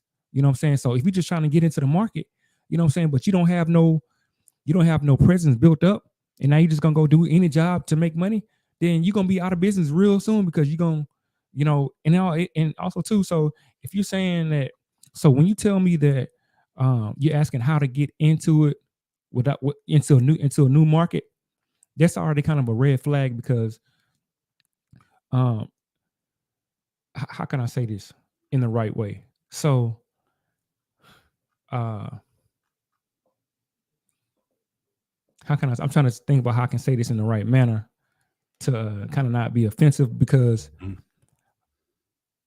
like, okay, so I get a lot of people, let me just give you an example. So maybe I can say it like this. I get a lot of people that's asking me, not on YouTube, but just like in general, you know, when they see me out or whatever, how did I start doing my business and stuff?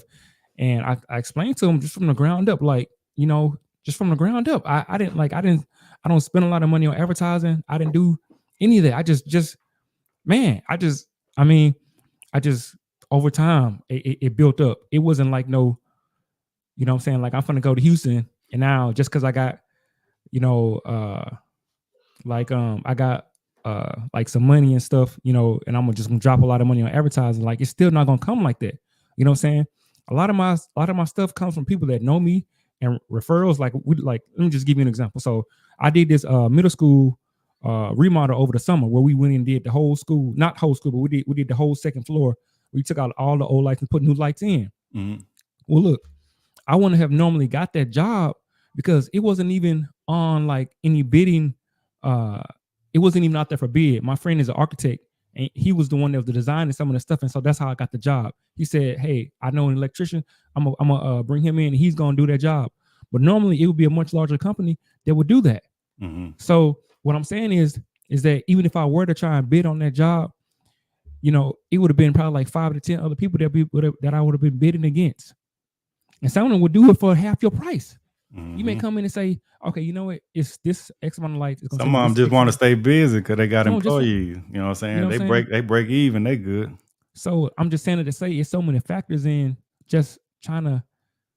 I mean, I have a hard time, and I'm already kind of established. I have a hard time, like, you know, winning jobs, because at the price point for me to make money, people come in and do it for thousands of less. When if you go to another contractor that's kind of like on us that does the same amount of work or same amount of volume, their price is going to be close to mine. But you have a group of guys and come in and do it for, I mean, for like, I'm just going to give you just one last example. So I bid it on a house to do the wiring on this, like this 5,000 square foot house, and it had 2 generators, right? So I gave them a price around like 65,000 to do the wiring for the whole house from the ground up. Put new generators in. You got to remember, each generator is roughly like $10,000. So you got $20,000 in generators, and then you got the wiring of the whole entire house, right? Custom house. So I put my price in around like 60 grand. These people came in and said, we're gonna do it for $32,000, and they got the job. This was just like a month and a half ago. So half the price of what any just regular contractor, you know, you're gonna say you're gonna do the house by a certain percentage. I mean, by a certain square, you're gonna charge like $5, $6, $7 square foot. You know, just say hypothetically, Walt, you say you're gonna do a whole house HVAC, right? You say, oh, I'm gonna do $8 a square foot. Well, somebody else may come in and say, I'm gonna do it for $3 a square foot. So how you gonna, and you trying to bring it to a new market, you gonna settle for that? You ain't gonna, I mean, how you gonna make, you ain't gonna make no money. So it's just like you go. So when I just want to say it's not as cut and dry. You know, It's So just what about lead generators? Because I know for man. a fact, and I don't want to throw out the Yeah. well, I'll go ahead. Let's say like the Angie list. There's a couple more So out there, but I know, man. but I want to talk about the people that's because I get flooded with emails. They'll call me, hey, this Washington AC and Heating, the owner of Washington AC and Heating. Hey man, I got a subdivision, man. I need about 15 All the time residential over here too. installs, man. You got enough on your schedule. You think you can handle 15 installs in one day? I get them all the time, man. So do you ever entertain those kind of emails and calls? No, man. Look, Yeah. when I first started out, man, I was paying for leads off the thumbtack, Yeah. man, Angie's Yeah. List, Home Advisor. But look, let me tell you, man, Mm, look, mm, I was spending more money talking to the person on the phone. yeah. Because when I went over there to look at their job, it'd be two other people over there bidding on the job. Mm-hmm. And they van, man, that Bro, be wrapped. them the worst customer. Now, what you about to say about the rap? I was saying they van may not be wrapped. Mm-hmm. They might not Yeah, even have no dang electrical license yeah, or no HVAC yeah, license. And yeah. you trying to come on here. And Yeah. to get on them platforms, they supposed to. They're You know what I'm supposed to, yeah. saying? They Uh-huh. supposed to, and I know they probably don't. Yeah. And sometimes, man, but it's like trying to find a diamond in the rough, because I don't want, because it may be people. We sometimes, like some of these viewers on here, they might be homeowners themselves. They might use Home Advisor or Thumbtack Yeah. and stuff like that. Cause sometimes my wife will even try to find something on Thumbtack, right? Sure. So it's really nothing about the actual person that's using Yeah. Home Advisor. Because some people are good. So if you're out there Yeah, listening, for you sure. use those lead generators. Now I prefer you to just actually, maybe find somebody on Google or actually a neighbor who they use to find a good contractor. That's the route that you should take, because Angeles, they kind of Sure. like the middleman or whatever, you know what I'm Yeah. saying?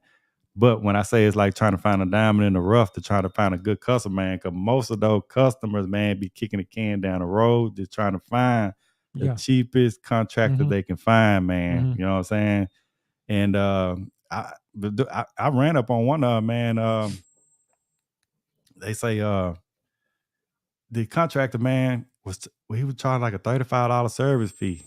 You know what I'm saying? The little stuff like that. You know what I'm Mm-hmm. saying? Mm-hmm. I'm talking about, well, man, I can't compete with you. You know what I Yeah. mean? But some people, like I say, the good thing about this, I'm glad you tried it, man, because I tried it too. And that's what I'm trying to tell some people too. Learn from all mistakes. You know what I'm saying? Um, Now, granted, I'm not making $1 million a year. I can't tell you how to make $1 million a year. You know what Yeah. I'm saying? I can only tell you, what I have done. You know what I'm saying? 6 figures. So I can only tell you what I can only teach you what I've done. You know what I mean? So Mhm. with that being said, though, uh, I'm glad you did it and I done it too. You know what I'm saying? Because and I tell anybody out there listening, try it out. You know what I'm saying? Because I have contracted friends, man. They say home advisor good for them. You know what I'm saying? But put it this way, they never just bragging about a home advisor and anything like that. I think they call Angie List now. They ain't bragging on them, but they are saying, man, at least they kind of breaking even. You know what I'm saying? Man, I don't really want to stay busy. You know what I'm saying? But or they a little bit ahead, but they do have to Ah, pause, because if they those platforms, you have to pause your leads and stuff like this, or they'll important. just keep sending you leads. They'll send five, and really, man, this should be against the law, man. Okay, how you sending five contracts of the same job, right? But they'll just say sometimes if it's an install, I don't know how they do it on electrician, but it's probably the same Yeah. way if it's a breaker need to be a whole breaker box need to be replaced. They're gonna charge you a lot more to do a job like that. You know what I'm saying? Than a regular, maybe a troubleshooting call, like a outlet or something out, right? Yeah. A bathroom light or something. So let's just say in HVAC, for example, they get a lead on a unit replacement. They finna charge the contractor like $100 or $90 for that lead, right? Yeah. And you done sent this to five contractors, man. Angelis done made $500, right? But I don't know one person going to get that job, so they already ahead. $500, you know what I'm saying? And Yep. they haven't really done anything. So they got that $500, you know what I'm saying? And that it that but they didn't do, so with the $500 that they made, the only value that they gave is to one contractor. You know what I'm saying? So they really only paying it, but they getting the whole $500, but they only kind of giving value to one contractor though. But they kept $500. You know what I'm saying? So 4 other contractors is not going to get anything. You know what I'm saying? But they doing that, man, all over the United States, probably 100 times a day. So imagine how much money they making, man. When you, I Wow. always say this too, man. When you see companies like that on Super Bowl commercial, stay away from them. You know what I'm saying? 'Cause I know Angelis, when they first started out, when they was a what you call in beta or just trying it out or whatever, or they first year or two, that probably was a good service. But when you Yeah. start getting Super Bowl commercial, man, be wary of companies like that, man. You know what I'm saying? Because those Super Bowl commercials, man, cost millions of dollars. And I seen Angelis on one of them Super Bowl commercials. So I'm Can a I add something to no, that? go ahead. Mhm. You were, I didn't want to interrupt you. Go ahead. No, because I was about to change. I was about to Okay, go I'll into make it something quick. else. So I know you say you Mhm. about the time. So when you, I think when you were saying about breaking even, you know, the people say, well, I can still break even. But yeah, but can you grow your company? And another thing about that too is Yep. when you're breaking even, there's a reason why they say, like, I forgot what the percentages of businesses that actually stay in business within like 3 years. Yep. So you breaking even, I mean, that means you, what, how they say, just above broke? Yeah. Or one paycheck away from, you know, being out of house in a home, you know what I'm saying? So, but thing you got to remember is that, or thing I got to, especially for me, is that I'm at to the point, I know my skill level, and I know the quality of work that I bring. So, and I know the value of work that I bring to the customer. So, um, that's how that's how I approach the situation. That's how I charge my prices reflect that. My prices don't reflect no person. You know, it shouldn't take me no more than 30 minutes to an hour to diagnose something. If I gotta stay at your house more than an hour as for a diagnosis, I don't know what I'm doing. Especially for residential. I'm not Yep. coming over there like you gonna see me like I guess see here's the thing. I guess when I get out my van, they expect an overweight dude when he come in your house, when he bend over, his butt is showing, you know, kind of like this stereotypical type. No, I am a professional. Yeah. I'm a professional. So when I come in there, it's gonna be so quick. You can make you charge that much? Yeah. You know how long it take me to get this fast? Yeah. Go call the guy. Go Exactly. call your friend that you say is an electrician. He gonna be over here 4 hours. And this Yeah, I'm is over so here for 30. another day. This part, I'm that's why sorry. I like. That's why I Yeah. like. No. That's why I like charging flat rate, man. You know what I'm saying? Yeah. Because even if it do, let's say, even if it do, man, shout out to KP Heating and Cooling too, man. We appreciate that, man. That $10 super sticker. But even if it do, if it take me 1 hour, or if it take me 10 minutes, or it take me 4 hours, man, that's your price. You know what I Yeah. mean? If I do a flat rate job, you know what I mean? Because I'm like you, man. You paying for my expertise. You know what I'm saying? Especially residential. Yeah. It don't take that long to troubleshoot. Sometime in refrigeration, man, Yeah. it do take us a while though. Especially, we trying to find a leak or something like that. Yeah, but that's not what I mean. Mm-hmm. I don't mean like somebody like you taking that long. I'm talking about somebody who is not as experienced in you, but they are certain themselves like they know the same Oh thing no, as I you. know exactly what you're That's saying. exactly what I mean. Mm-hmm. Yeah, I expected, you know, for somebody like you, but somebody, you know, yeah, Yeah, dude. No, I know exactly yeah, what you're saying. That's why I yeah, always preach, man. Like, I think in a couple screams ago, I was just saying though, just because somebody been doing this 20 years, I don't just go by. I don't go by experience like that. Just because he been doing this 20 years, don't mean he just no good technician. That's why I tell anybody that watch my channel, man, try to be the best technician you can be. You know what I'm yeah, saying? Because what you got in your brain, they can't take away from you. You know what I'm yeah, saying?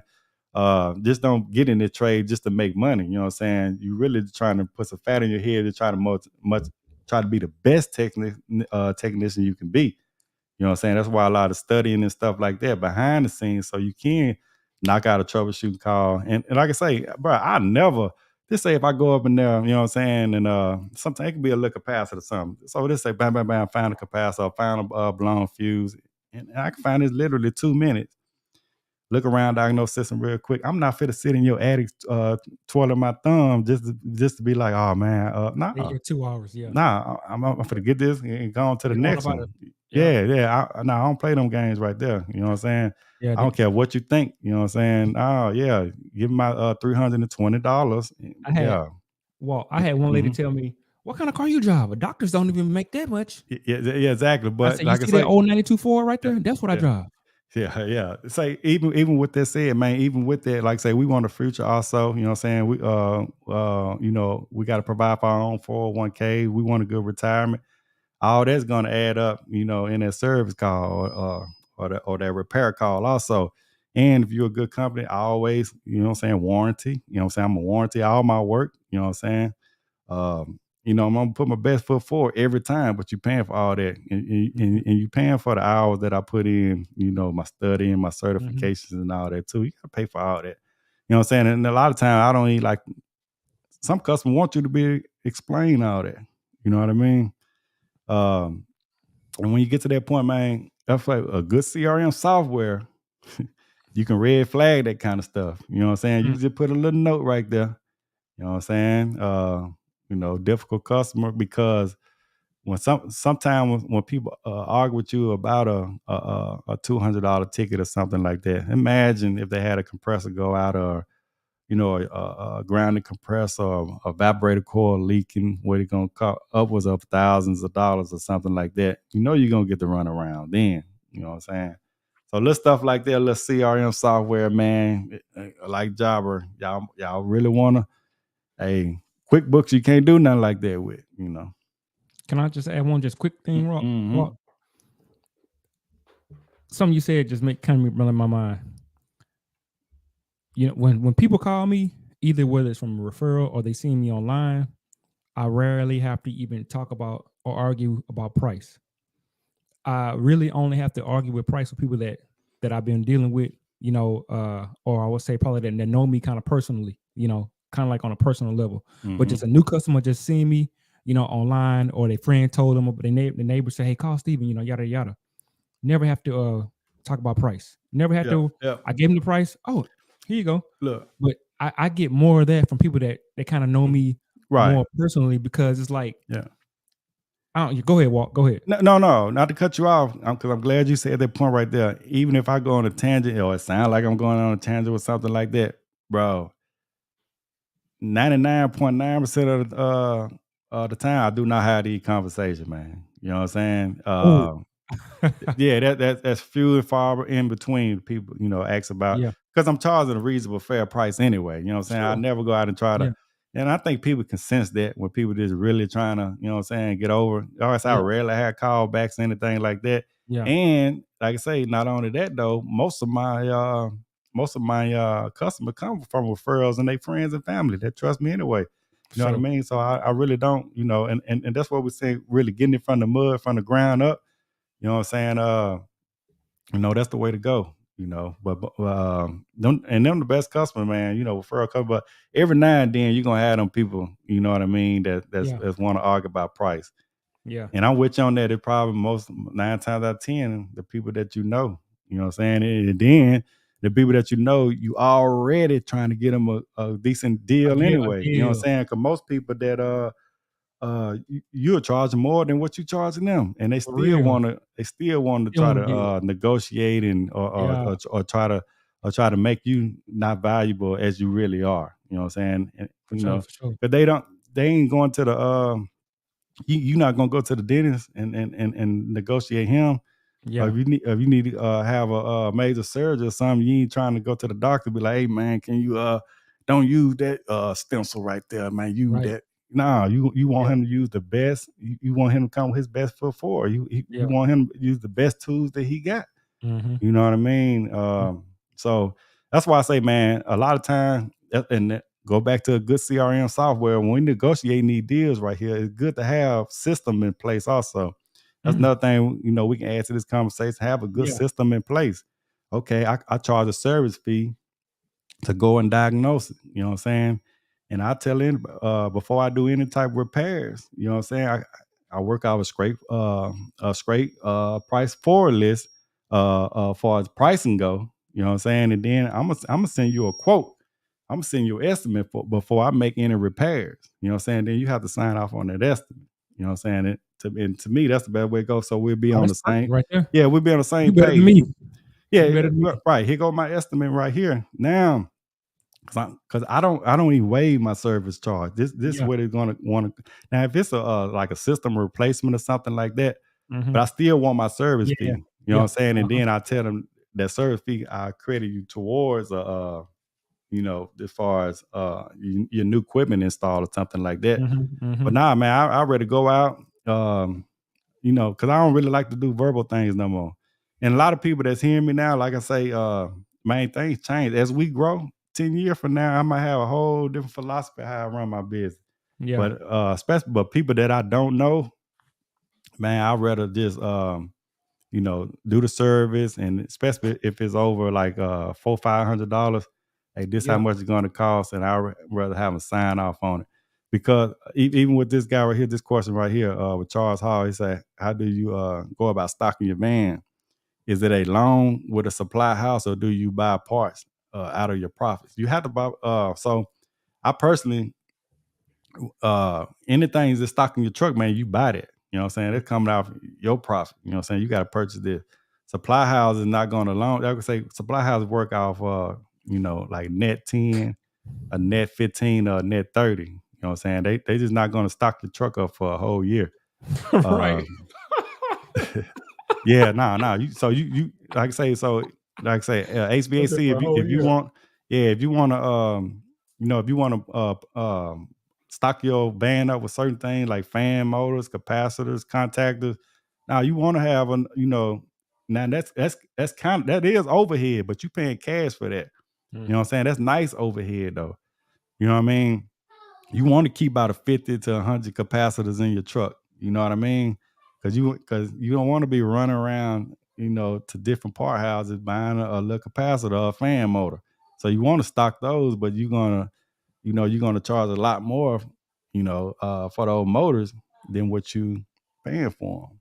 You know what I'm saying? You might for a generic motor, something like that, you might pay $80 for it, but you're gonna charge over like $800, for your Yeah. service of providing that, because you're getting it right down the spot.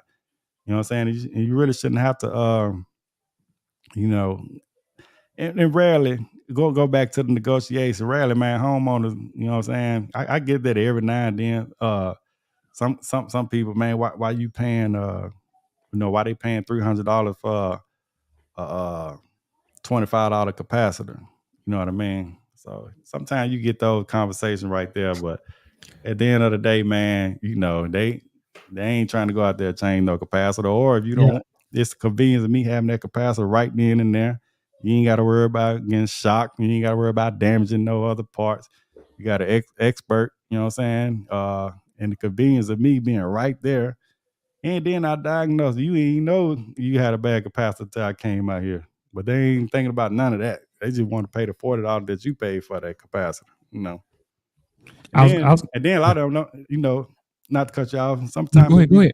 Sometimes it be different brands. I like to keep uh now sometimes the USA capacitor is a lot better. You know what I mean? Oh, yeah, yeah, yeah. Uh but and I'm not gonna say a lot The better. debate right there, boy. Yeah, it's probably a big debate. I'm not gonna say a lot better, but I know for a fact in certain supply house they come with a warranty though. You know what I'm saying? Upwards of 5-year warranty. Yeah, But they cost more. Homeowners don't know that. yeah. Sometimes some of the capacity that we keep in our vehicle can cost $80, for Turbo. 80 by 10. Not the turbo capacitor. A Oh, regular, really? regular. You go to these spot house, they got American flag on it. Ah.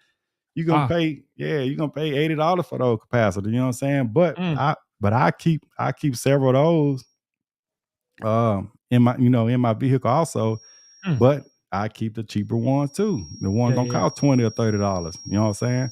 Yeah, But my first offer gonna be a good capacitor. You know what I'm saying? You want this, gonna come with a 5-year warranty, you know. And I even do a labor warranty on those also, you know. yeah, But like I say, it's different things that the homeowner, you know what I'm saying? Sometimes I don't like to sit there and gotta educate them, you yeah. know. Hmm. But I mean, at the end of the day, that's what we're here for too. You know what I'm saying? To educate our couple. Well, when it goes to talking about prices and stuff like that, like I say, I don't think they do other professions like that, man. But we do get Yeah, it bad in my trade, man. yeah. Sometimes, Almost definitely in mine yeah. too. You know, what's a good practice that I do? I just buy one. I just buy one extra of everything. Like if I go get a box of GFIs, I just buy extra box. You know, Hmm. I just do that over time, and then a lot of times I have a lot of material left over. So I mean, I just go in the van, and more likely I'm gonna have kind of what I need, or at least most of the stuff I'm gonna need. So I mean, yeah. Yeah, And yeah. nobody want to come on your stream? Nobody. Um, Now, let me see. I can leave in the comment if anybody want to come on. They can come on, man. It's already almost 2 hours though. Okay, yeah. Wow, I always say we do a that couple. time be flying. Yeah, 4 man. I minutes. was say I'm gonna try to we can try to knock out some of these comments, but somebody if y'all want to come on, I got the link. Let me see. Let me add that. I'll put the link down now. But I see this guy here. He say, I'm more because I know you don't deal. Steven, he don't really deal with home warranty company. So there's a question that I can answer. He say he watched previous videos about warranty companies. Will you be able to make 100,000 work with home warranty companies while I build my customer base? Yes, I think you can.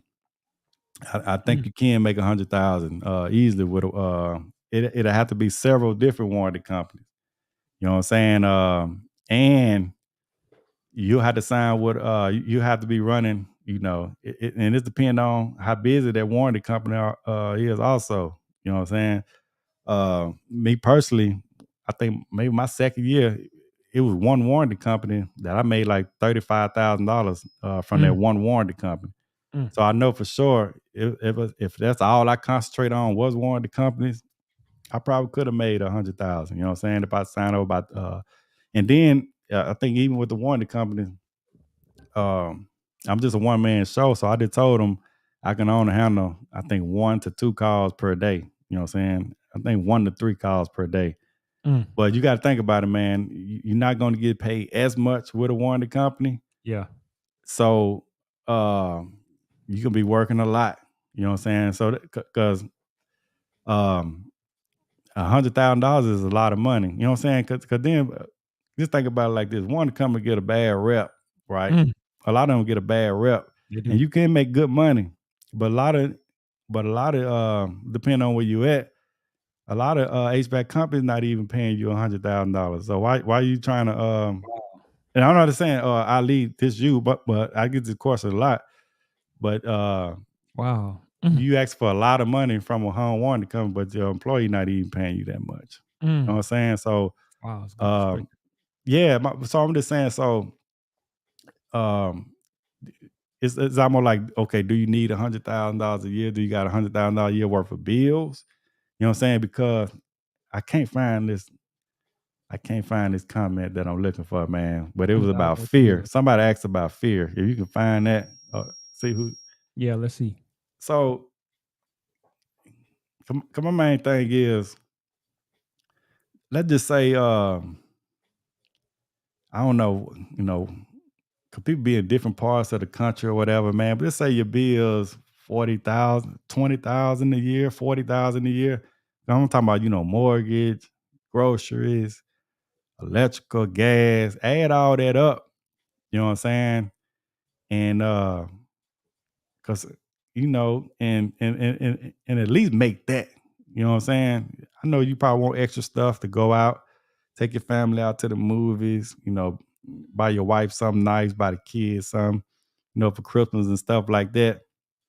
But we need to really just sit down and find out, okay, if I do start my own company, what do I need to be? You know what I'm saying? Because even if you're working for a company, let's say that company paying you 80,000, right? But your bills every year that add up ain't number 30,000. You know what I'm saying? I like the freedom to work for myself. You know what I'm saying? I like the freedom to go out, man. Sometimes, man, it's too cold out there, man. I ain't gonna do nothing today. You know what I'm saying? I'm gonna put that off for a day. Now that's kind of hard in the service business now, but I just like the freedom to decide. You know what I'm saying? And especially sometimes I do a lot of commercial service, and I don't really have to be there. You know what I'm saying? That particular day or whatever. So if I want to put it off, I can put it off. I like that kind of freedom. So just say if the company paying you 80,000, but your bill's not number 30,000, man, I be just planning on try your best to make 40,000. You know what I'm saying? Because you still have, you know what I'm saying, that still be enough to carry your necessities. You know what I'm saying? And then you just try to build that up though. You know what I'm saying? True enough, you're not gonna be living as good as you was, working for a company or whatever. But you know what I'm saying? As long as you got enough to pay your bills and you working for yourself, I think, that's that's the approach I would take, you know what I'm saying? But I Can I know add something to that? mhm, I was thinking, because I was explaining to somebody, 100,000 in business and 100,000 versus the employer is two different things. Because 100,000 in business, you can keep you can keep a lot of that if you know how to write it off. But an employer, they're gonna take out a certain amount of taxes out of there, and 100,000 ain't gonna be 100,000. It's gonna maybe like I don't even know because it's been a while for me. So, but what I'm saying is $100,000 for a business versus $100,000 for an employer. I mean, what your employer is gonna pay you. It's two different. It's two different. How can I say? Basically, what I'm trying to say, you can keep a lot of that 100,000 from a business standpoint versus from man, an employer standpoint. from my experience, to add on to that, working for an employee and working for yourself a lot different, man, because for me, when I work for somebody, I was always finding myself working, live from check to check, what they say. You know what I'm saying? I really couldn't save no money until I really got out on my own. You know what I'm saying? So it is a different kind of money, when you're working for yourself, because you do get to keep a lot more than what an employee would give you. To add on to Ali, of course, he say, I am trying to go all in. March is my start date. I'm from Metro Detroit area. And what would you think is the expectation with warranty? But I'm trying to reach that freedom you speak of. Yeah, so, okay, let me elaborate on that a little more, right?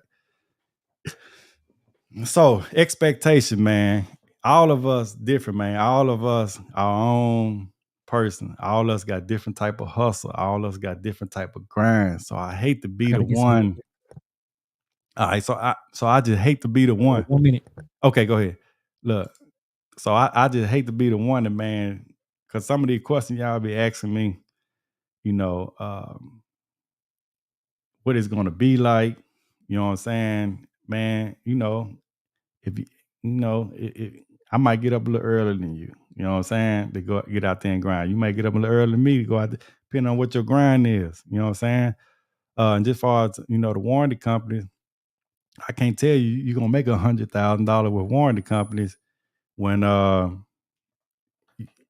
just like we was saying earlier, man. You got to have your business structure right. You know what I'm saying? Like I say, like a good CRM software for you can need this handle these workloads. You got to have nice logos, nice uniforms, because even with the warranty company, when I say you can make $100,000 from the warranty company, it may not be just the warranty company sending you checks in the mail or sending you direct deposit. Sometimes working with home warranty companies, they might send you $60,000 worth of checks, but you got to have system in place when you go to some of these warranty calls. That's a lot of this stuff not going to be covered. You know what I'm saying? A lot of stuff not going to be up to code. When certain things not up to code, the warranty company is not going to be responsible. The customer going to be responsible for you to be able to. Hopefully, you got a system in place where you can send them a quote, you can send them a nice professional estimate, and you can get some of this stuff done right here on the spot. And like I say, you taking this workload like this too, you know, you might have to have some good subcontractors in place to where you can keep that ball, rolling, while you taking on more calls. You know what I'm saying? But even with the warranty company, you're gonna still be able to build word of mouth also, because the warranty company is gonna their customers are also going to be able to uh, show how good service that you do run. So they're gonna tell their family members and stuff like this. But when I say you can make 100,000, you can make 100,000. But wh- wh- how do you got your system set up?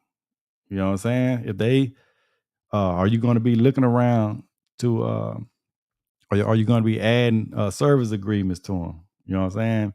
Are you going to be offering to come to their house once a year, twice a year to service their units? You know what I'm saying? All that's going to take effect into that 100,000 right there.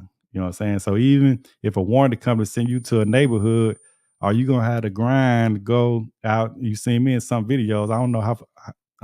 I'm not familiar with your name, but you can watch my video 2-3 years ago. When a warranty company send me to a call, I got door hangers. You know what I'm saying? Every neighborhood and some of these warranty companies, man, you gonna be going to neighborhoods that you a new business owner. Some of the neighborhoods, gated community, you may not even be able to get in. You know what I'm saying? Because um, some of the affluent people, it's like insurance. You know what I'm saying? They trying to spend a less amount of money, you know what I'm saying, on certain things. So they look for home warranty companies. So you get in some of these gated communities, hey, well, they might say no soliciting, but are you gonna go out there and get on the grind? Okay, I'm going to this house right here. I'm finna go to every house on this street. You know what I'm saying? I don't care if they got security guards riding around. I see that all the time. Security guard roaming the $1 million neighborhood. Nah, I'm finna get on before I leave this house. Before I even go in there, I'm finna hit the left side of the street. Bam. Cause I already know my neighbor name because the home warranty got that on there. I'm going to Miss Ali resident. You know what I'm saying? You know Miss Ali, your neighbor? Yeah, I do her service work. You know what I'm saying? Get her a card or get her a business card or something like that. You know what I'm saying? So it really depends on what your grind is, you know, what you're gonna do to get that phone ringing. You know what I'm saying? But if that's your goal, man, go for it. You know what I'm saying? Yeah, you can do it. You know what I'm saying? Yeah. And like I say, you can reach that freedom. But I hope it answered your question. I say, but I hate the let me see what he say. True. I really appreciate you for answering my question. I would like to mentor you want the grant. Yeah, for sure, man. Like I say, yeah, man, my mentor, hey, a lot of people say, hey, man, I appreciate that, man. They even consider me to be a mentor, but I definitely mentor via YouTube. You know what I'm saying? So yeah, check out my videos on YouTube, man. Like I say, I try to add value, you know what I'm saying? But like I say, man, your grind is your grind, man. Don't let nobody put no limit on it. You know what I'm saying? You can only put a limit on yourself, you know. But just try to get as much knowledge as you can, you know. Listen to me, listen to United Tradesman Academy. And there's a lot more YouTube guys out here that that's willing to share some of this knowledge. Let me see. He say, like you said in previous video, advertise aggressively. Yeah. So Steven, so Ali, you've been checking out some of my videos. So man, I read this book called Guerrilla Marketing. And guerrilla marketing pretty much, man, put your business in front of everything. You know what I mean? You know, uh bandit signs, business card, door hangers, even some of these lead generators. You know what I'm saying? So even on this say no, I would say I learned from my mistake. I wasn't doing no lead generation. But when I say guerrilla marketing though, because sometimes let's just say even Angie list or something like that. Man, you can Google sometime if you on their profile, your company will pop up. You know what I'm saying? That's right. Yeah, sure Yeah, will. your company pop. So that's some form of market, but I don't think it's worth the headache. You know what I'm saying? But and when I say guerrilla market, that means at least try everything because some people it worked for. And what if it did work for me? So I'm at least try Yeah, it out. But I ain't yeah. finna just I ain't finna just drain my account either. You know what I'm Man, saying? yeah. When it just find a You, better way. You know what I'm you, saying? And the you, best way, really free, man, to go out there, man, because you'll be yep. surprised. Really your mouth, but you can only be like I say, Google and the internet. Um, you gotta have a Google My Business. You know what I'm saying? You have to be on Google this day and age. You know what I'm saying? Even if you're not paying for any what they call click per view or whatever, you know what I'm saying? Get on Google. You have to have a Google, man. And even if you want to do it the free way on Google, I always upload pictures and stuff. You know what I'm saying? Before and after some of your work, if you're doing installs, do a motor replacement, at least Hold on one once or second. twice a week. At least once or twice a week, upload your upload some of your pictures so you can stay active on Google, because Google is the way nowadays. You know what I'm saying? But your word of mouth, but like I say, when you putting your boots on the ground, when you handing out business cards and door hangers and stuff like that, you got to think about it. You only one man. You know what I'm saying? You can only. I'm talking about, and it's tiresome trying to uh go to a neighborhood. It almost costs you a whole day if you're doing it by yourself. If you got kids or anything like that, if they playing, maybe you can let them go door to door and put something out. But you got to think about Google don't never sleep. And the good thing about Google is if they looking for HVAC work, you know what I'm saying? If that's what they paying for or whatever, or they searching HVAC work, that's what they want. So so it ain't really no let me see what I'm trying to so it ain't really like they going into a big store with a bunch of different items in there, like let's say like a Walmart or something, where they got bleach, they got food, they got clothes. Now, if somebody searching for Google, they searching for you. Just far as my AC is not working, what's a good HVAC contractor in my area? Keywords like that. Um, Let me see. How do I get myself out to commercial accounts? So, let's say, so commercial accounts, man, like I say, same thing with resident, you can go door to door, but with commercial accounts, you need to find, like I say, I did videos on this too. So, but commercial account, you really want to find a property manager. You know what I'm saying? Um, so just go, for example, or I give you a couple example. So if you want a good commercial account, I like plazas. I like commercial. I don't know what they call in your area, La Plaza, little small shopping centers and stuff like that. That's what I like to go after.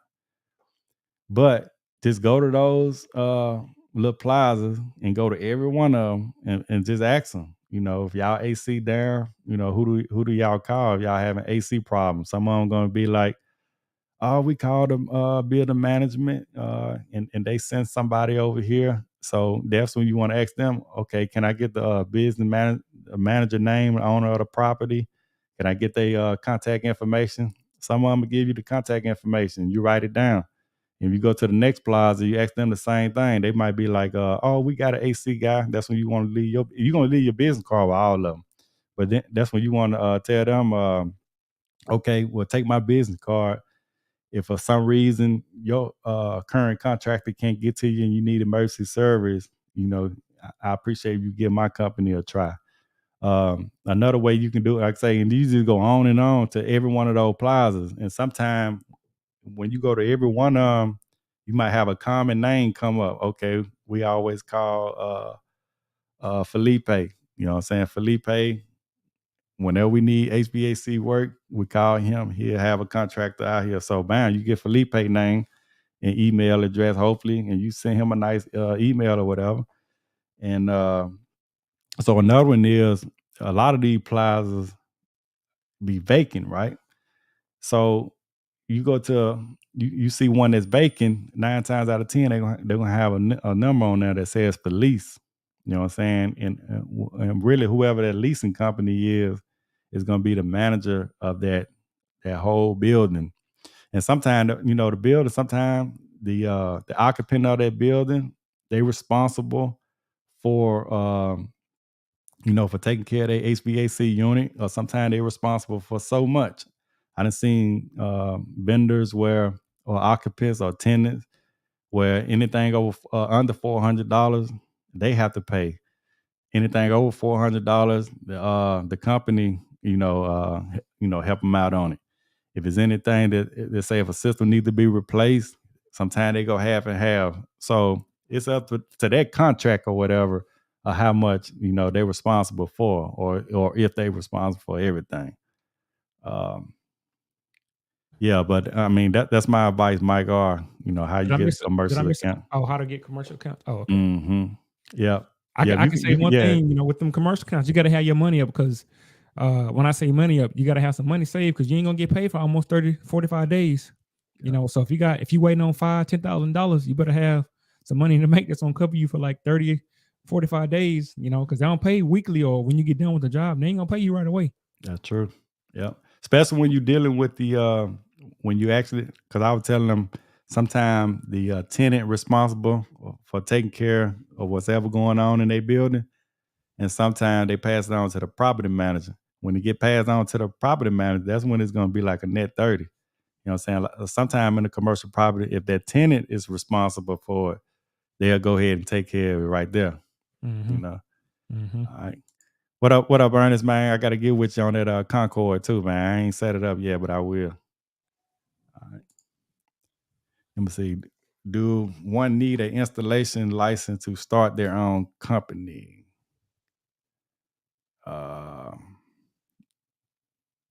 Depending on what state you're in, but I would say yes.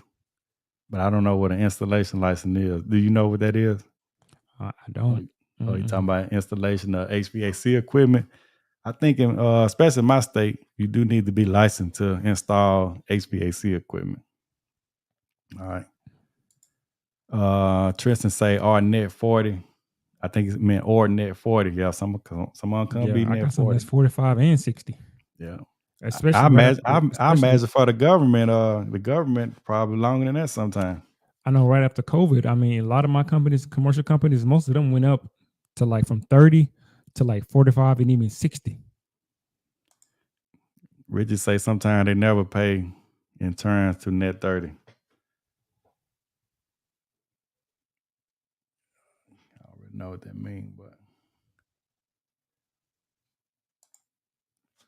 I'm gonna say, have you ever heard of BHGS? I never heard of that. I never heard of it either. Can you elaborate on that? Like say talk, but today we talk about just trying to start a business, man, and we finna get ready to wrap it up though, man. Anything else you got? Because man, I'm like I good. say, we can are you gonna be available next week? Yeah. Steven? Yeah. We can definitely we can continue this conversation next week with Steven.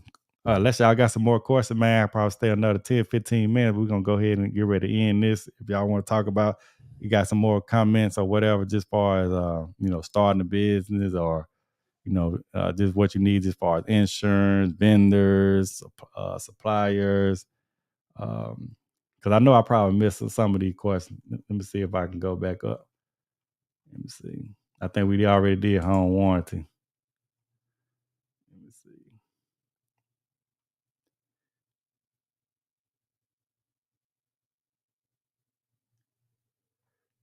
Cuz say we was off subject at one time.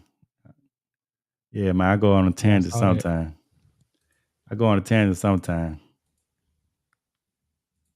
But wheel me back in, Richie Rich. A lot of the best speakers do that though. Yeah, man. Yeah, you gotta make your point because every answer is not gonna be specifically for that one person. You're trying to reach a broader audience. Mm-hmm. And then when you got a lot of experience, you pulling from all of them experiences, not just one.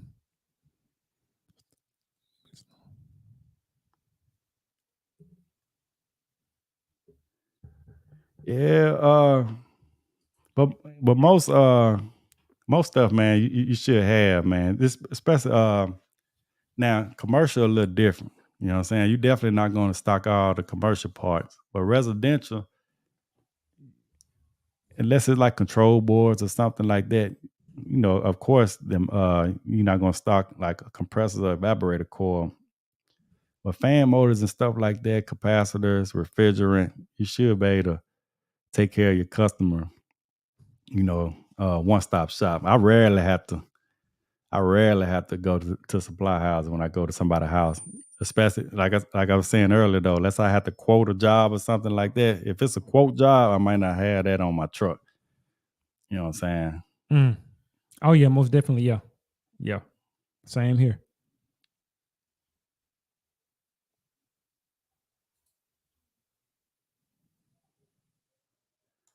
There go Rich again. He say he a centrifugal chiller and boiler tech. CVHERTA. He do tear downs as well as boilers and chillers. Time to make these meals. Hit me up, Walk. All right, man. I ain't trying to that's some hard work right there. I ain't trying to tear down no chillers. I sub it out though. I'm done with chiller work. I like all the small stuff now, man. You know what I'm saying? If I were working for a company, I wouldn't mind doing chiller work because the reason I like doing chiller work because you pretty much at that chiller, you know what I'm saying? Uh pretty much all day, you know what I'm saying? Chiller to the air handlers or whatever. But if I work for a company, I'll do chiller work, but I ain't trying to do that kind of work on my own. Let me see. He said, "What verbiage I use on my term and condition?" Man, I use a lot of verbiage, man. Let me see. I can show you real quick. Let me see. Present. Let me go to share screen. Oh, and what you call I forgot the guy's name. Darren, Sir Darren, man. What's your email address? Email me again because I don't see your email on here anywhere. Just let me know what date that you did email me, and I'll check it out. All right, give me 1 second, y'all. So my terms and conditions. So I usually put my terms and conditions on all my what you call them. But like I say, there you see term, scope of work, payment terms, zoning permits, change order, work schedule, substitution, excess material. You know what I'm saying? Supervision responsibility, limited warranty that go into a lot. Design conditions, performance conditions, existing line set, exiting pipe. So like I say, my lawyer looked over all this, you know what I'm saying? So we pretty much covered all bases though for personal property, you know what I'm saying? Existing access to stairs, mode. Cause you'll be surprised, man. I had one insurance claim, you know what I'm saying? Since I've been in business. That's why I say it's very important, have your ducks in a row. But when you have stuff like this lined up and you professional, you got systems in place, that's why you charge what you charge, you know what I'm saying? And a lot of times, if people don't want to, if they want to do negotiate, you just move on to the next one, man. You know what I'm saying? We're trying to run a legitimate business out here, you know. All right, but there you go, Garcia. You know what I'm saying? Get with you a good lawyer. So I have Legal Shield also. I don't know if y'all familiar with Legal Shield, but Legal Shield, when I was working for an employer, um, I would pay. I think every week they would take something out of my check. To be with Legal Shield, and man, Legal Shield, a great company. So basically, no matter whatever happens to you. It can be something with the police after hours when you're not at work. It could be somebody that hacked into your account for credit card fraud. Anything in the legal standpoint, Legal Shield will find a specific lawyer that's that's expertise in whatever case or whatever field that you got going on. You know what I'm saying? I got my record expunged through them. As far as criminality, so I don't have nothing on my record anymore. I got to clean everything. You know what I'm saying? So I use Legal Shield with them. But I'm going back to say, when I stopped working for that employee, Legal Shield had this thing where they protect businesses also. So now I pay them on a yearly basis. So if I have any question, somebody trying to sue me, if I have a contract that I need them to look over. Say even with sponsors for YouTube and stuff like that. If a sponsor send me a contract, I want my legal team to look at it. Bam, I send it to Legal Shield. terms and conditions, stuff like that. I send it to Legal Shield or have Legal Shield, um, look over everything. You know what I'm saying? We have cross our T's and dot our I's. You know what I'm saying? So if anybody want to look up Legal Shield, that's a good route to go. But like I say, I know a lot of y'all probably have y'all personal lawyers and stuff like that. But I just pay a monthly fee on every little thing. I mean, not a monthly because I pay them yearly. I rather, like I say, and then not only that, they give you a discount. So whatever lawyer that they assign to you, they'll discount that also. You know what I'm saying? So a lawyer might pay you. You get into IRS trouble, anything like that. They have lawyers specifically for that. Instead of you just going to that lawyer on your own, you get a little discount for having Legal Shield refer them to you. You know what I'm saying? All right.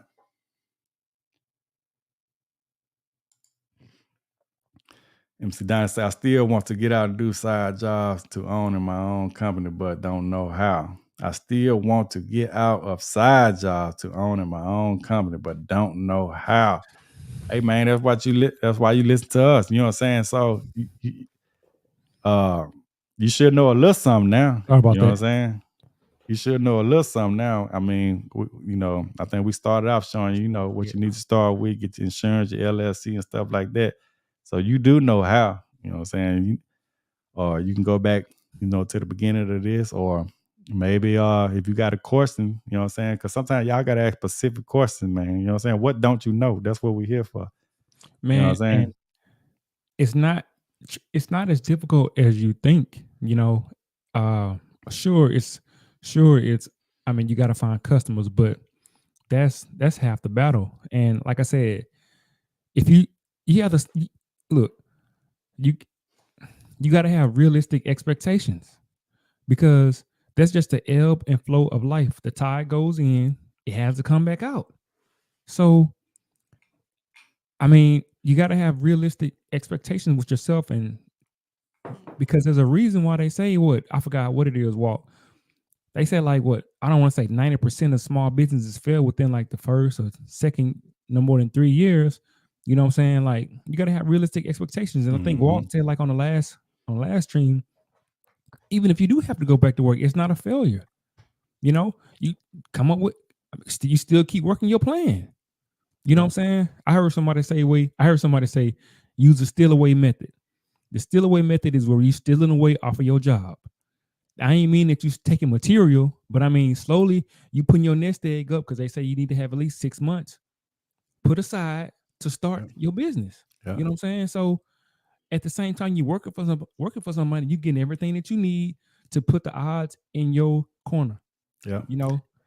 And I Now go ahead. said that one time too, and like I said, and that's to elaborate on more of what you said. That's what I'm saying. Even with that, work on your credit too. Like he say, build your account up and work on your credit. And a while back, especially if you're in HVAC, same thing with electrical though.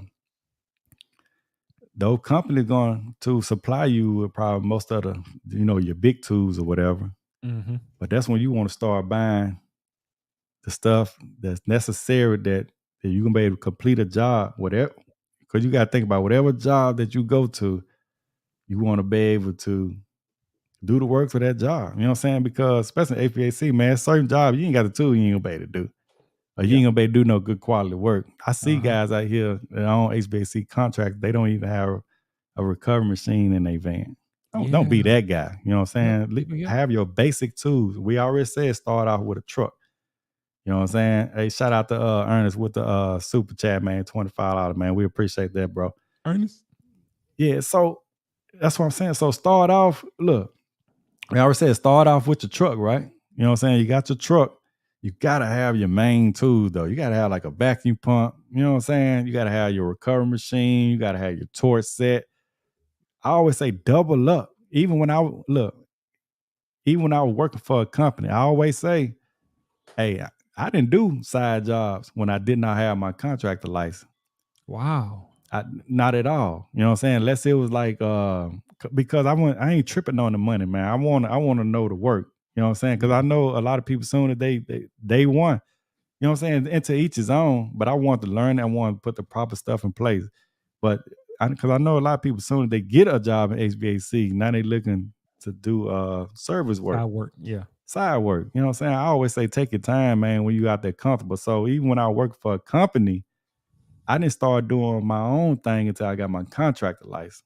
Now, when I got my contractor license, it was on and popping. You know what I'm Yeah. saying? And that's why I started off with residential also, because I wasn't even in competition, because I worked for a commercial company. So I wasn't even in competition with the company that I was working for.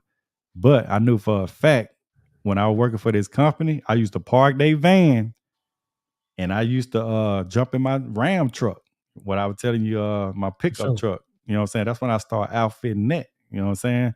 I used to and it's tough, man. When you trying to hop out they truck and put your tools in your work truck, you will always forget something. That's right. So I made in my mind, yeah, you go all the way across town to get ready to install a condenser unit, and you be like, man, I forgot the vacuum pump. I forgot the vacuum pump. Now you got to drive way back because remember you in park they van. They working you all time of night. You know what I'm saying? Look, hopefully you got home probably about 6:30. Now you done try to remember to put everything in your service truck to haul across town. Now you get to this cousin's house, it's already late. Now you done forgot something. So with that being said, I'm telling you, try to double up on all your tools before you know what I'm saying? Go on have that truck outfitted. That's why I already had my truck outfitted to where when I do park they service truck, all I got to do is jump in my truck. I Yep. already know, you know what I'm saying? I got everything in there that I need. You know what I Same thing I mean? did. Yep. Yeah, I got everything in there I need. I don't need to be, if anything, I might have to, get my tool bag or something like that that Yep. I'm using on both Mm-hmm. jobs. But Mm-hmm. I even had all that covered. You know what I'm saying? Mm-hmm. And I did that in that pickup truck. Mm-hmm. You know what I mean? So just remember that, man. Just you know what I'm saying? Just take your time. Don't And you have know? fun. Yeah, have fun with it. You know what I'm saying? Enjoy it. Don't make it be stressful. Yeah. Yeah, don't make it be stressful. I be having man, look, man, I be having I say, fun, do I man. got Instagram? No Instagram. I only do YouTube, man. Even when I did YouTube, because not to cut y'all, Steve, man, No, because I'm just chilling. because some of these You good? things, yeah, because I do a lot of service work, so a lot of people don't really know me. You know what I'm saying? Especially some of my videos, they just see me working on equipment, so they don't really know my personality. So I use this platform to, you know what I'm saying, for people to kind of get to know me a little bit. So even with Instagram, man, Instagram, Facebook, TikTok, whatever, I'm like sound like the old folk now, the snappity chappity. I ain't got none of that. Uh, But the reason I don't, man, because like I say, I was homeless when I came to Houston, you know what I'm saying? And I mhm. knew for a fact, wasn't none of that doing me no good. Cause most times you see people on Instagram, they just showing the best side of them. So I don't do all the gospel. So I shut all the Instagram down. I shut all the Facebook, you know, find me on none of that. You know what I'm saying? And YouTube, when I started YouTube though, YouTube really wasn't like no social media thing like it is now. Yeah, You know what I'm for saying? sure. YouTube was kind of like, you know what I'm saying, you looking, I like the stuff, you know what I'm saying, that made me think. And even YouTube was more like an educational platform to me. Mm, That's the thing about computers and stuff like that, man. We got amazing computers and stuff right here in our hand, man. That right. we shouldn't be lacking on nothing, man. We got all the information right here at our fingertips. And some people say this can be good and evil, which is true. It's just what Mhm, you look up, man. I be looking up podcasts, you know what I'm saying, little stuff like this. And I mhm. say even say I want to start exploring more HVAC channel. I start watching once I stop. I don't watch too many other HVAC channels and stuff like that because I I I do podcasts. You know what I'm saying? I do too much HVAC myself. You know what I'm saying? So I don't really get into much of the other trade guys stuff. Which I said I'm gonna start doing and start studying. You know what I'm saying? But once I first got in the industry, I was doing that. But when I learned this industry, I felt I didn't need to do it anymore. So Right. now, now I try to if you look at my history on my YouTube and stuff, it's more I be listening to like personal development books and personal development stuff, workout stuff, stuff that I'm interested in. You know what I mean? Just far as outside. So when I search in YouTube, it's time for me to pause, just far as my day-to-day living and stuff, you know what I'm saying? Because But now it's time for me to be the, you know what I'm saying, entertainer. You know what I mean? Just far as I want people to be able to search me to try to find value. You know what I'm saying? I want to be that guy. So whatever the other HVAC guys out there doing, I'm gonna try to spend some of the next year, viewing their channel and seeing what they doing right. Because I see a lot of HVAC channels that's taking off, man. Like your HVAC guy, what's his name? Quality HVAC guy. Mm. You know what I'm saying? I think he pushed like 100-some thousand subscribers. You know what I'm saying? So this is a good And platform. You then know what I'm saying? he don't even have as many videos as you. Yeah, you know what I say. So I know these Crazy. guys they making, you know what I'm saying, Yeah. this opportunity to reach people. And I want to be one of them guys. I seen it's another guy, HVAC guy. I seen what he shared. I seen what he I seen what he was like 8,000, 10,000, 20,000, 30,000. I think he Like up to that? like 50,000. Yeah, taking off. He taking off. And because I noticed one of the things he was doing, he was consistent. I seen when he was coming up, he was dropping every day. So I'm studying things like that. And I seen guys. I don't want to really call out no names or whatever, but I seen Yeah. guys that I started out watching. You know what I'm saying? And I feel, hey, I blew past them. Not just for a subscriber count. I'm saying I blew past them for mentally of what I know. You know what I'm saying? Just for me going out there working on equipment. So I don't really follow them guys no more because I know once I got in this trade, because it was a point of time to where when I was following some of these guys, I didn't know anything. You know what I'm saying? Right. And now, but when I got with these companies or whatever, and they started putting me in these different classes and I started, you know what I'm saying, studying on my own, I I just got a feeling I just blew past them in knowledge. But I'm seeing with some of them guys like stagnant in their view account and stuff like that. You know what I'm saying? Mm-hmm. So man, even with you, Steven, man, I want to whatever, man. If you have any questions about anything, just far as because I'm studying this YouTube thing too. You know what I'm saying? So you got Well, any question like setting up your live? You know what I'm saying? What type of equipment that I use? Uh, man, just reach out to me and ask me, man. I'll do anything to help you out. You know what I'm saying? I want to sure. see you skyrocket too, man. Because this a amazing platform. Yeah. No, man. Man, no, man. It's how can I say this? Like, Uh all him to say he got Legal Shield. You familiar with Legal Shield? uh n- n- I don't think so. Okay. Look, I was just explaining to him when I left though. I mean when you had stepped away. Mm-hmm. But look into Legal Shield, man. It's awesome, man. You know what I'm saying? You have good lawyers, good lawyers, man, sitting there for you. But I pay for them yearly, you know what I'm saying? No matter what type of looking over contracts, Yeah. if you get sued or anything like that, they have uh they'll refer you to a certain lawyer and you get a discount. Okay. But that's the one I was talking about there. Patrick say the hardest part is the leap of faith. You know what I'm saying? So it's 239. So the hardest part, he said, a leap of Uh, faith, man. That's why I say sometimes you gotta jump though, you know what I well, mean? let me Yeah. ask you this. Let me get your take Mhm. on this. How much how much should you how much do you think health and taking care of your body goes into being able to do this day in and day out?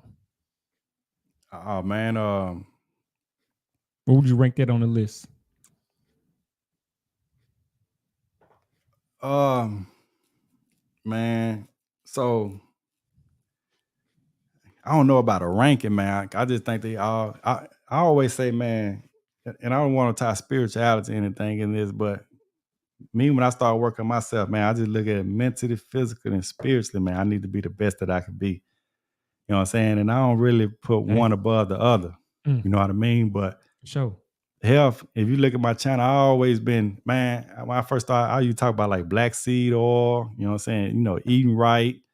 You know what I'm saying? Because man, I know it's hard on some of these guys, man, that's Yeah. not in shape. I see it. You know what I'm saying? I just Yeah. work with some of these guys that's like, you know what I'm saying? And all you gotta do, man, some jobs I get, man, just because I'm in shape. You know what I'm saying? When I work for Mm, a company, just because I can get in certain areas, you know what I'm saying? Because it get hot and these different elements and stuff like this, man. The weather, your health is very important. You know what I'm saying? Your physical health is very important, man. I don't care what nobody say, especially in this trade, because just getting in certain areas, man, attics, crawl spaces. You know what I'm saying? Certain people, man, if maybe you overweight, uh, uh, you know, um, man, you can't fit in certain spots or just uncomfortable. You know what For I mean? me, one of my hardest things is, especially in the summer, is keeping weight, because that's like what you said. Like if I'm in the attic, even if I'm Appreciate that, Carrot. if I'm doing electrical, or even if I'm doing something with HVAC, like bro, it's nothing to lose 5 pounds of sweat like in one day, especially if you're in the attic and it's like 130 degrees up there. It's nothing to lose 5 pounds of sweat. Like you've been sitting in a sauna. Yeah. Especially if you're up there for like 2 or 3 hours, then you got to go outside and it's over 100 degrees outside, and you're working in the attic too. Man, So, bro, I almost fell out one time up there, man. Well, I actually did. Well, I ain't gonna say fell out, and I'm in decent shape, man. You know what I'm saying? And trust me, it get hot in them attics. Yeah, it get hot in them attics, man. That's another thing we can do a whole nother podcast on safety, man. You know what I'm saying? When you feel yourself, even as far as the day before, the eating right, you know what I'm saying, or consuming fluids. You know what I mean? Dude, man, I got to the point I've been in the attic, man. I'm out there throwing up number liquid. You know what I'm saying? I'm talking about my body was so hot, because you got to think it was about 100. So I was in the attic, man, with a roof. It was a house built in, I think, 1972. It had a low roof with the shingles in the attic, man. You can man, barely get up there. Man, my boy had to crawl. We up there crawling, cause we installing the furnace. We crawling everywhere. You know what I'm saying? Then I had to do some duct work. I had to crawl way on the other side of the building to fix this duct. Come back, man, and dude, it was 150 something degrees up there, man. When I get down, and then I was drinking coffee all that morning. That's why I say you gotta be careful what you putting in your body. I didn't eat anything, and I was drinking coffee. And man, 150 degrees in the attic, but it was we had a heat index of 108 degrees outside. And remember, we got this unit down. It was about 108 degrees. You know, in Texas, summertime. Yeah, no, you said, I thought all they just said 150. It was 150 degrees in the attic. Oh yeah, in the attic. Okay. In the attic. Yeah. Because I can say my head right there by the roof and the shingle. Ain't no insulation or nothing on this roof. I thought you were saying outside. So what it was though, I couldn't, bruh. When I get down, I could not bring my body temperature down, man. That's another trick I learned, man. I used to work on a garbage truck too. Old school dude, he told me, man, pour water right here on your little wrist right here or whatever. It'll cool your body temperature down. Man, I did that, man. I could not bring my body temperature down. I took my shirt off, man, went in the folks' backyard, man, and got in the mud trying to cool my body temperature down. I couldn't do it, man. But I started throwing up liquid and everything, man. The lady homeowner, his wife, her husband, man, was trying to give me mango and everything. You know what I'm saying? To try to cool me down. I couldn't even eat it, my man. cousin, he was saying, man, I we was doing that. We was doing an AC job in the attic, full install. He was like, man, I forgot to bring my pickle juice. I'm gonna start cramping up. That's what he say. Drink pickle juice. I've never heard of that. Pickle juice? Yeah, when he said that, I said, yeah, it probably, bro, I ain't never heard of that. Yeah, it probably a quick way to hydrate your body, because I know it make you urinate fast too. So they probably old enough to get in your kidneys or something. Yeah, man. But I felt I was almost gone that day, man. And then you know how Houston traffic is. Yeah. Because I had called today, man, dude. I started seeing lines and everything, man. I'm talking about migraine out this world. Yeah, man. So I seeing lines float. And then I'm in this stop and go traffic. You know what I'm saying? Because I'm stop and go traffic. I remember one thing in my mind told me, I just wanted to get home. I just wanted to get in my bed. You feel me? Take me a little shower, get in my bed. I was going to be straight. But something told me, man, I just want to pull over, man, to take a little nap, man. You know what I'm saying? I'm seeing the traffic. I'm like, but nah, I got on home, man. I thank the Lord every day for that, man. But the experience like that, because I'm healthy. You know what I'm saying? And that was Ain't when you gonna working for happen. somebody? You was working for somebody No, I then? work for myself. I was doing Oh, the install. wow. Luckily I had my partner with me. You know, he was in there. Yeah, he was with me now. That was my job, man. He was helping me out. You know what I'm saying? But it was about I think it was last year and a half ago. You know what I'm saying? Mhm.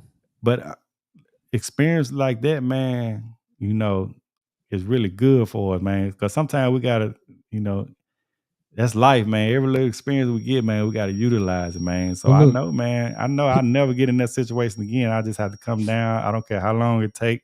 You know what I'm saying? Because I'm the type of person, man, when I get up there, man, I just want to get it done. You know what I'm saying? Let me sure. get it done. But nah, Yeah. man, you just stay in the attic no more 10, 15 minutes. Come on down, man. Get some water or something. But you know what? Look, bruh, when I go in the attic, I know for sure that I'm finna charge you X amount of dollars. People kind of be upset because I get it done so fast. Look, I don't want to be in your attic. You know what Yeah. I'm saying? Look, yeah, I'm finna charge you. It's gonna be it's gonna be an amount. I'm not gonna go up in your attic like that. And no. I'm sorry. So, and even like you were saying, as far as like with the, I think earlier you were talking about a service fee or a service charge. Look, I ain't finna come out to tell you what's wrong with your stuff. I'm finna come out and I'll tell you what's wrong and I'll fix it. But if you just want me to come out, so if you say, how much you charge me just to come out and diagnose it, I'm not finna come out and just diagnose it. That's just me, because Yeah. I'm gonna fix it. You know what I'm Right, saying? right, right. And I tell them straight up, look, Yeah. I'm not just come out and diagnose it. I'm not gonna do that. So Yeah. if I just come out, look, this is what I tell them. I ain't mean to cut you off. If I Mm-hmm. come, it's gonna be the same price as if I'm gonna fix it. Mm. So I ain't gonna leave out of my house or leave another job to make. If I'm gonna charge you 75 for a service fee, I'm not gonna do that. You know what I'm saying? Mm-hmm. I'm Yeah. at to the point where I want to Right. fix the problem. Yeah. I don't want to. I haven't got to that point yet. Maybe No, one day I will. no, that's just me. That's just Right, right. But that's just like I said too earlier. You know what I'm saying? I'm learning, I'm growing too. You know what I'm saying? Some of my policy might change. But I done mentioned this several times in some of my now. videos. I Can I charge just add one thing? $99. I charge a $99 service fee. So Uh, so okay, I run around all day and diagnose. You know what I'm saying? hmm. Like I say, I'm a diagnose it and then I give you a quote to fix it. You know Oh, what I okay, like mean? that. Yeah, like Oh that. yeah, I Okay, run okay. around all Oh day. yeah, If yeah, you yeah. Okay, yeah, I do because I that. know Yeah, for a fact, yeah, it's not gonna take me that long. I'm not gonna yeah, get now. If I feel I got to get knee deep into it, you know yeah. what I'm saying? It's gonna take me a while. If it's a complicated problem or something like that, Mm-hmm. then I want to kind of I'm gonna fall back. You know what I'm saying? Yeah. But Mm-hmm. 9 times out of 10, it's not probably gonna take me no 10 to 15 minutes really to find out what's going on anyway. Yeah. You know what I Yeah. mean? 'Cause I And just know where to go. So I do yeah. that. Yeah, you want to pay me $99 to do that? Yeah, but I ain't finna be here, an hour or two trying Mm-hmm. to figure it out. You ain't got to do a quote. No, I Yeah. just take Yeah. $99. Hey, Yeah. give you a quote. Mm, Yeah. You Okay. can go Yeah. Yeah. shop Yeah. Yeah. around. Okay. Yeah. Yeah. I do it like. Okay. Yeah. Okay. I Okay. don't Yeah. mind you Yeah. going to shop around. You know Yeah. what I'm saying? This is my quote right here, and this is what I want. Mm-hmm. And a lot of Mm-hmm. times that's Mm-hmm. non-negotiable as Mm-hmm. far as what I'm gonna quote you for anyway. Mm-hmm. Mm-hmm. But yeah, I have no problem with I diagnose it. She want to get her husband, to order the capacitor and put it in himself. I'm cool with that. To give my service fee. Hey, Walt, check this out. Hmm. So I'm just say this just real quick. So today I had a call this morning, Sunday morning, and the Hmm. lady was like, "Yeah, every time it rains, my breaker trip, right?" So and she's like, "Yeah, my cousin, he's an electrician out of Florida, and so he thinks the circuit is tied in because it was in that master bedroom. This breaker kept tripping in that master bedroom. He thinks one of the outside outlets are tied in with the master bedroom lights. I mean, master bedroom outlet. So she's like, "Can you go out and fix it?" I'm like, "Yeah." And so she texts me. Well, he thinks it's in the master. He thinks it's the lights are. I'm sorry. He thinks the circuit is tied in with the outside outlet because when it rains, he's thinking outlet water getting in the outlets. Yeah. So I said, "No, that's not how a house is wired. All the outside outlets on one circuit, and your bedroom is on a different circuit. So it's not gonna. It doesn't work like that. So I said, now when I go out, it's probably gonna be real quick for me to find out what the issue was. Which it was. Yeah. But what you think She about that? What people telling you? What people telling you? Such and such said it's gonna be this, or such and such said it's gonna be that. Or my brother, he does this. Does that make was sense? it Trying to tell you how to what do is your this? job.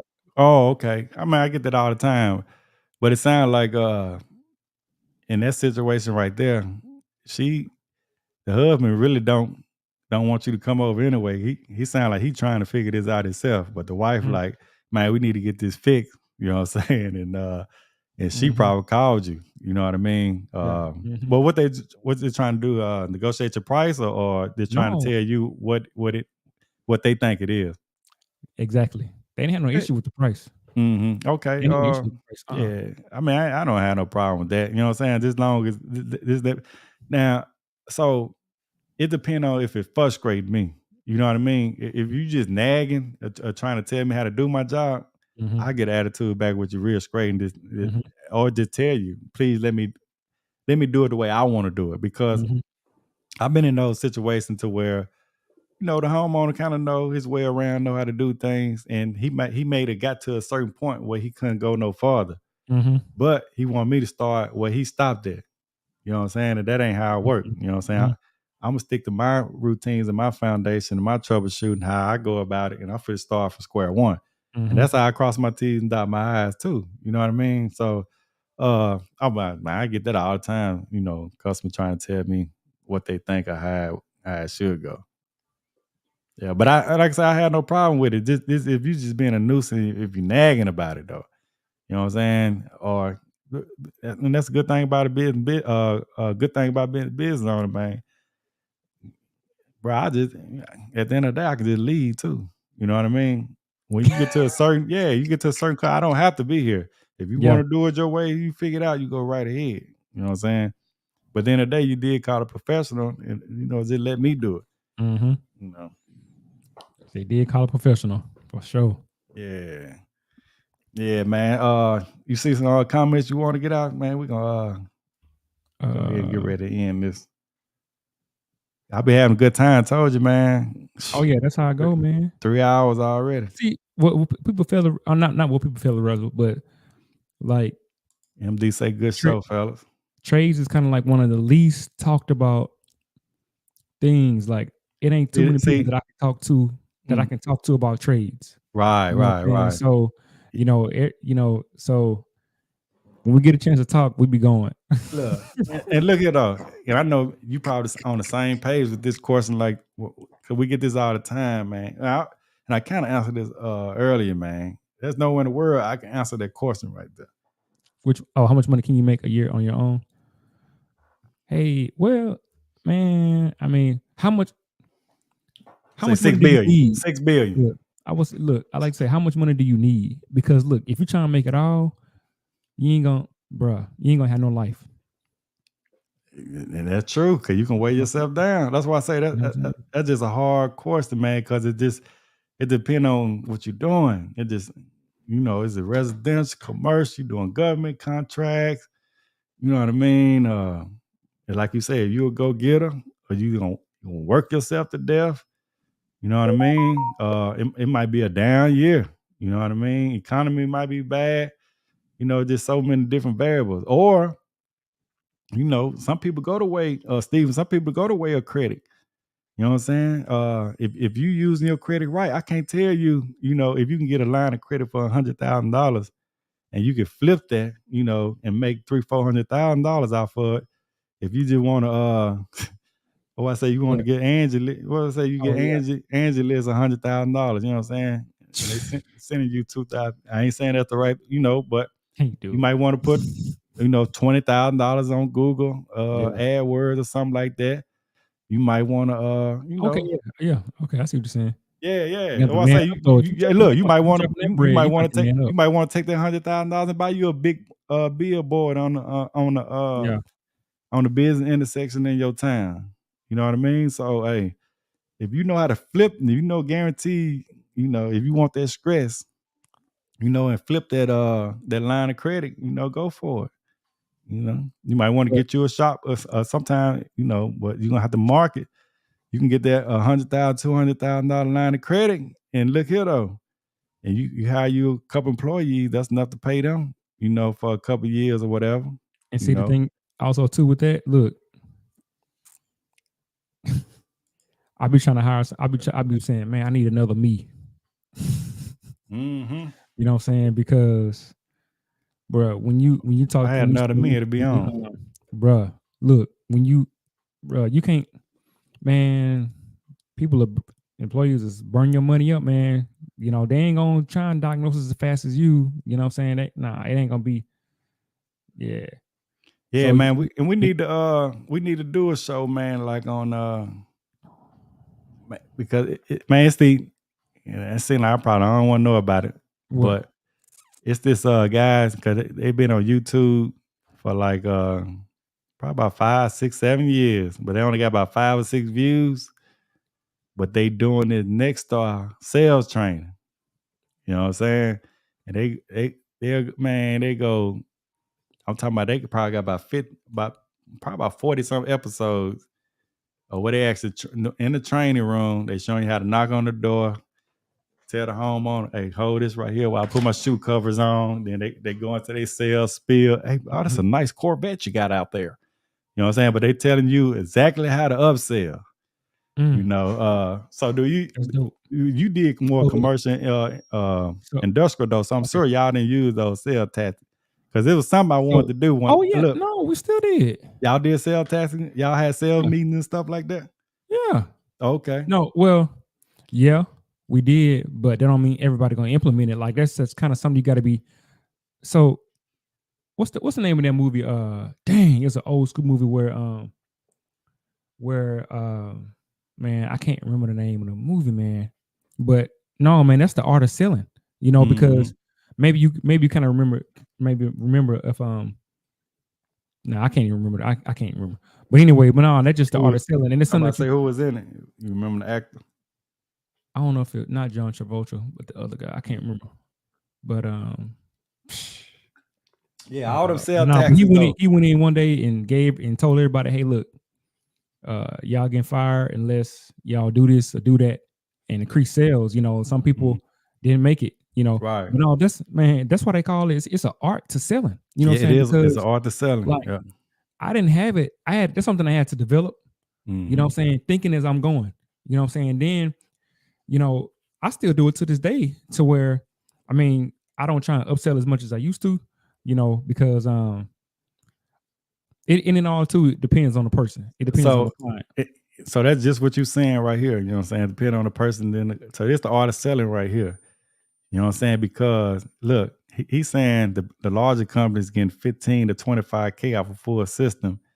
And then the customer, when he going with his 6K, they acting like that's too much, right? Well, But that's yeah. the art of selling. That's the same thing. While we got to start taking some of these sale classes, you know what I'm saying? That's investing in yourself too. Cause they got companies out here that show you how to sell that same system that you asking 6K for because it's the art of selling. That customer trying to negotiate you. They trying to play head games with you. You know what I'm saying? But the same it's Okay. the big larger companies, they have sales meeting every morning. They practicing, they practicing, they practicing, they And practicing, see, look, showing you what to do, showing you what to do. And then I think they got like sales teams. You know what I'm saying? They got sales teams. So not only you going out there to diagnose the unit, then you tired. You know what I mean? That's why I say don't get into no rush or anything like that. You know what I'm saying? Don't get into no rush. That's why I say I had to slow down a little bit too. You know what I mean? Now I'm sending you a quote. You know what I'm saying? I ain't finna give you no right here on the spot right here. Let me go because we can mess up a lot of times too. Now I got a lot of my pricing already set because with these vendors, you know what I'm saying? I know exactly, I know how much some of these things cost. But don't just jump and say 6K. You know what I'm saying? 6K way too low anyway, man. You know what I'm saying? When you charge 6K, you making it harder on a lot of people. You know yeah. what I'm saying? Mm-hmm. You're making it harder on a lot of people, man, because that same 6K when I go and try to sell it for 13 to 15K like this larger company, they gonna bring Huggins AC and heating up and say, man, Huggins gonna charge me 6. Now they done already negotiated you down to about 4,500 Huggins. You know what I'm saying? And see, I'm look, just messing with you, but hey, like Steve was saying though, a system, man, the art of selling. You know well, what see, I'm saying? look. Mhm. Oh no, go ahead. No, I got to come better at that too. Cause a lot of times I just like to fix and repair the unit, But I done learned the hard way. You know what I'm saying? Everything don't need to be repaired, man. It'd be better for you to get a 10-year warranty on this thing and start over. You know what I'm saying? Instead of trying to put a new part on a unit that's old, and that's because hold that thought, because a lot of people be looking at the show, be commenting also, man. A lot of homeowners be like, oh man, my AC 40 years old, it's still running good. But that ain't the situation for everybody. You know what I mean? Sometimes it's not cost efficient to put any more money into, Right. the older units. You know what I'm saying? Luckily, yours been running since 1980. You know what I'm saying? But that don't mean it's good on your power bill, your electrical bill, they ain't energy efficient. So in the long run, you probably still save though. But it's a list, to do all that. Like you say, the art of selling, man. Well, we need to get into that. So I just want to add something. So, one thing that the larger companies are doing that they can sell a system for 12 or 15K is that they have a loan company that they would line you up with to where you can make payments on that. So you ain't coming right out of 6K out of your pocket. Most time, like if you selling a install for 6,000, that means you pretty much want them to pay like a credit card or like out of their pocket. Most time these larger companies, you don't got to pay out of your pocket. Yeah. They're gonna offer you financing. They're gonna do all of that. You know what I'm saying? So you don't. It's just like, and that system in place, y'all. That's why I say get you a good CRM software like Jobber. Jobber offer that too. So it ain't just like with QuickBooks. QuickBooks not gonna offer financing. You get with Jobber, they got a team called WiseTech. Any invoice or any quote that you send that's over $500, they're gonna automatic offer the customer financing. You know what I'm saying? As soon as the job is complete, you get paid like that. And I was just gonna add one thing. So my thing is like and here's for me. Here's where I kind of like I didn't have this issue more so kind of like when I first started, but now I kind of try to do stuff with a little bit more in integrity, because the reason why I say that is because realistically I'm not finna, and the people do it here all the time. I like to treat my customers like it's kind of like one of my family members. So like if I see an old lady that's like 75, 70 years, I'm gonna give her a break. You know what I'm saying? Like I can sleep better at night, you know what I'm saying, knowing that I ain't just take this old lady's last, you know what I'm saying, last dime, or you know what I'm saying, or where she got to go ask her daughter, can I borrow because she don't have it, you know what I'm saying? So like now if I know somebody who has the means, absolutely, I'm going to charge the going rate, but I kind of tend to be right. And like I said, I've developed this, not developed this, but I've gotten like this over the years, because at first I didn't care. I was just going, you know what I'm saying? I was just going to hit them with the price, and it wasn't no thing, but now, as I'm just getting older, I'm having a little bit more, I want to say compassion, you know what I'm saying? Because like, I try and kind of live my life by some type of moral code, and to where it'll kind of, I don't want to just get too far out there and just be all focused on the money. You know what I'm saying? Because it's, oh yeah, for sure. once No, you I'm just like that too, man. once you go through that door, it's kind of hard to close that door. I'm It's kind of big hard to walk on. back through it. So I'm pretty much raised on, man, you're gonna be judged how you treat the babies and the elderly. You know what I'm saying? So even if I get in a situation where it's cold or it's hot and somebody have an infant like that or something, man, I try to do even if it's not like a discount or something like that, even if it's if I can find any kind of means to put another customer off to try to get these people heating in there right then on the spot, it can be something like that. You know what I'm saying? Or do I need to try to call a vendor to open up a supply house if it's after hours or something like that? Or if I'm tired, you know what I'm saying? I'm like, man, this is my last call, and then this call right here, even if they got an infant or elderly, if it'll turn into 2-3 more hours. If I got it in me, man, I try to go the extra mile for them. But so I'm trying to answer this question. I'm gonna try to pull it up for you. Yeah, no, Jobber, man, they got a bunch of apps. See if I can pull it up for you. If you don't mind, hey man, I don't know how many new people that's on right now. If y'all can go check my channel out, it's at United Tradesman Academy. I'm gonna pull it up right now. I'll share it on the screen. Okay. So check this out. I'm gonna pull this one up here first. I'm hearing an echo. You know what I mean? So check Yeah, I that out. hear This you hear that? yeah, here, yeah. Yeah. See this job right here, Charles Hall. So they got a bunch of different apps that you can implement. This say even like MailChimp. You know what I'm saying? See like this MailChimp right here, man. Hold up, my bad. I think I'm too close to that what's called. I'm trying to bang y'all ears out. But they have a little different you see even thumbtack. I don't even put no thumbtack on here, even if I got a count with them.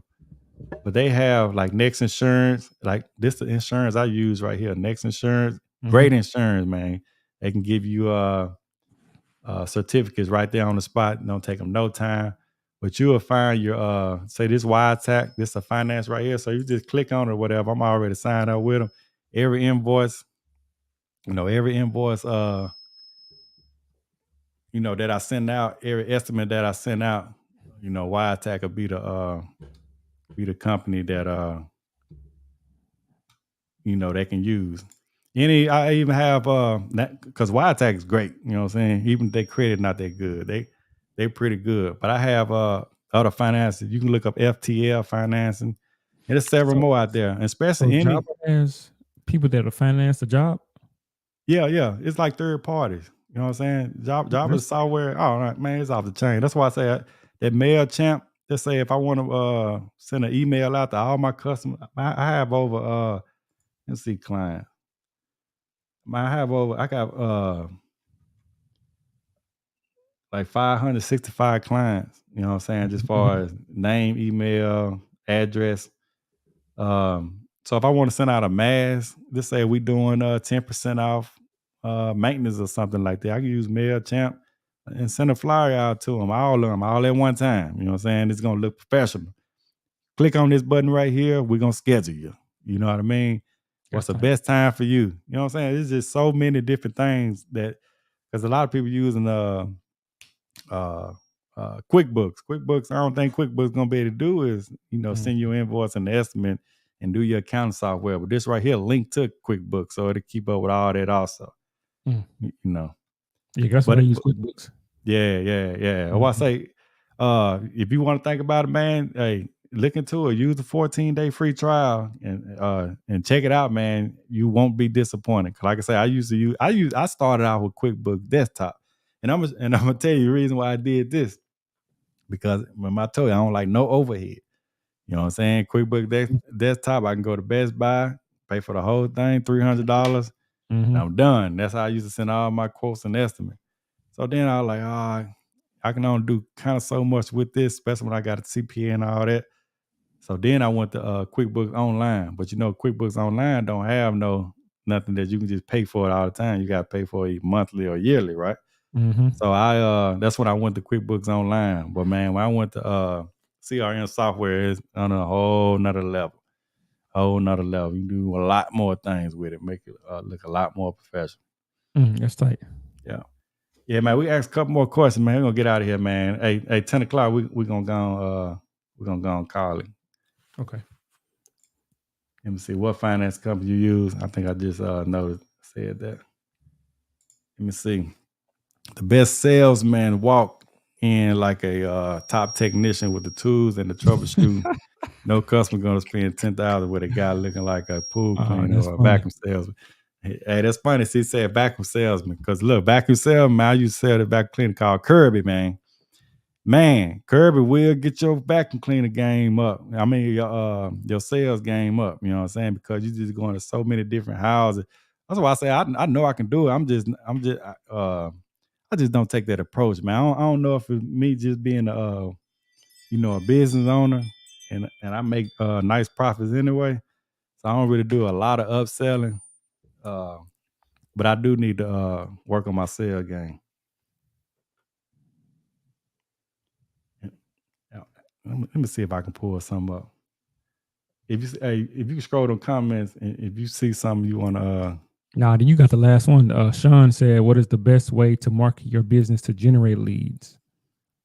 Mm. market your business, generate lead. I mean, I can start that off while I look for this. What's it called? That's why I say the main thing, man, is just syncing everything together, just far as making everything look legit though. This way, you know what I'm saying? Just even like what our enemy spawns was saying, when you look professional, start out with your logo. You know what I'm saying? Your truck need to be decal. You know, start from the bottom. Start from there, things that you can really control. And across area, even man, YouTube. Y'all don't even think about YouTube, man. I got so many customers off YouTube. I guarantee you, the people that's viewing this channel right now, I bet some of my customers. You know what I'm saying? Or even potential customers. You know, so I advise everybody, hey, start a YouTube channel. You'll be surprised, man. Even if you just want to educate about how equipment work or something like that. You know, that'll be a good idea. You'll be surprised, and because it's this thing called keywords. Even if you put your local area in, and somebody in your area, let's say South Carolina or something like that, they type that in, man, you might pop up. And then if you got, you know, several hundred videos out there, just record all your calls. You got several videos out there, they'll kind of get to know you and kind of get to know your work. You know what I'm saying? At least see, you know, you need the best technician. At least you have decent. At least you have know what you're doing, and then they can kind of get to know you and trust you, man. You'd be surprised they'll call you. But if everything look professional, you know, you got logos on your truck, you got uniforms on, Mm-hmm. you know, even you know, I wear shoe covers in people's houses, even if they insist that I don't. You know what I'm saying? We can get an assisting contest, but I still like to put them on. You know what I'm saying? You know, sometimes I look at folk houses though, you know, it'd be, you know what I'm saying, Right. horrible. So Yep. I'd be like, Real. I do better, you know what I'm saying, putting shoe covers on outside before I come up in here. You know. But You know, I was thinking when he asked that question, I was thinking about you know, you should start. What I kind of started doing is I will try and look where, let me see, the end goal of my company. Where do I want the, they call it reverse engineering. So like when they're trying to design like a new piece of like aircraft equipment and they want to copy somebody else's design, well, they're gonna tear that whole piece of equipment down. That's a built plane. They're gonna tear it down, meaning that's called reverse engineering. So they're gonna copy it. But in order to copy it, you got to tear it down, you know, see where your end goal is. So basically what I'm saying is see where your end goal is. That way you can make better decisions. Because if you just say I'm right here right now, you know what I'm saying? But it doesn't look kind of similar to where you want to be at your end goal. You know, you kind of want to have your end goal kind of happening like when you first started, because that way your stuff will look a lot better versus just trying to throw some stuff together. If that makes sense. for sure. Let me see. He says This Dynasty so 4851 says, I need to know when you guys go on the next live talk. all right, I'm scheduled for Sunday. So Sunday be the last one, probably after the New Year's. This coming up Sunday, but it'll be next Sunday at 6:45.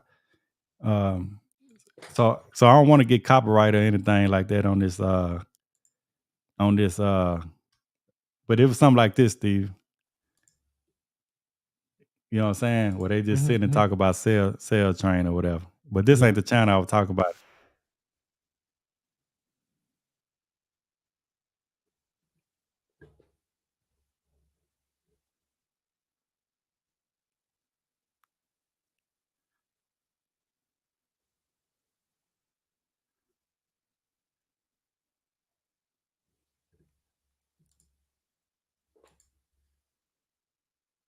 You see what I'm saying?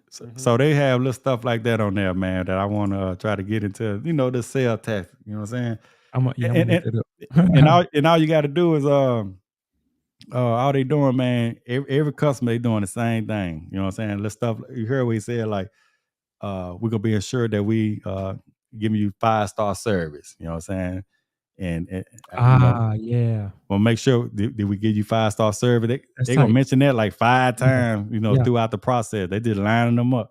You know yeah, what I'm saying? And all they want the homeowner just nodding their head. Yep, you gave yeah, 5-star service. yeah. Yeah, yeah. You know what I'm saying? So they be like, okay, you see why this piece of equipment cost $20,000, right? Because 5-star service, right? They get the homeowner just start shaking their head like that. Yes, saying Yeah, yes. man, they using tactics, man. Yeah, man. Shoe covers on. Every one of them do like this before they put the shoe covers on, though. They got a little no tablet in their hand.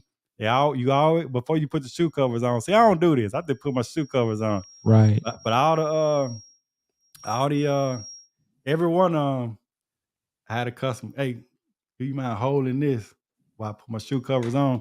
Cause they actually want you. They actually want you to feel. I think they want the customer to feel the emotion. Oh, he's professional. He putting these shoe covers on without me even asking. You know what I mean? And some people appreciate that, man. But it be little subtle things. Like, look, they want you when you go in the house. They want you to look around, find something that you know that if they got antique cars or something on the shelf like that. Yeah, You for need to sure. mention that. Yeah.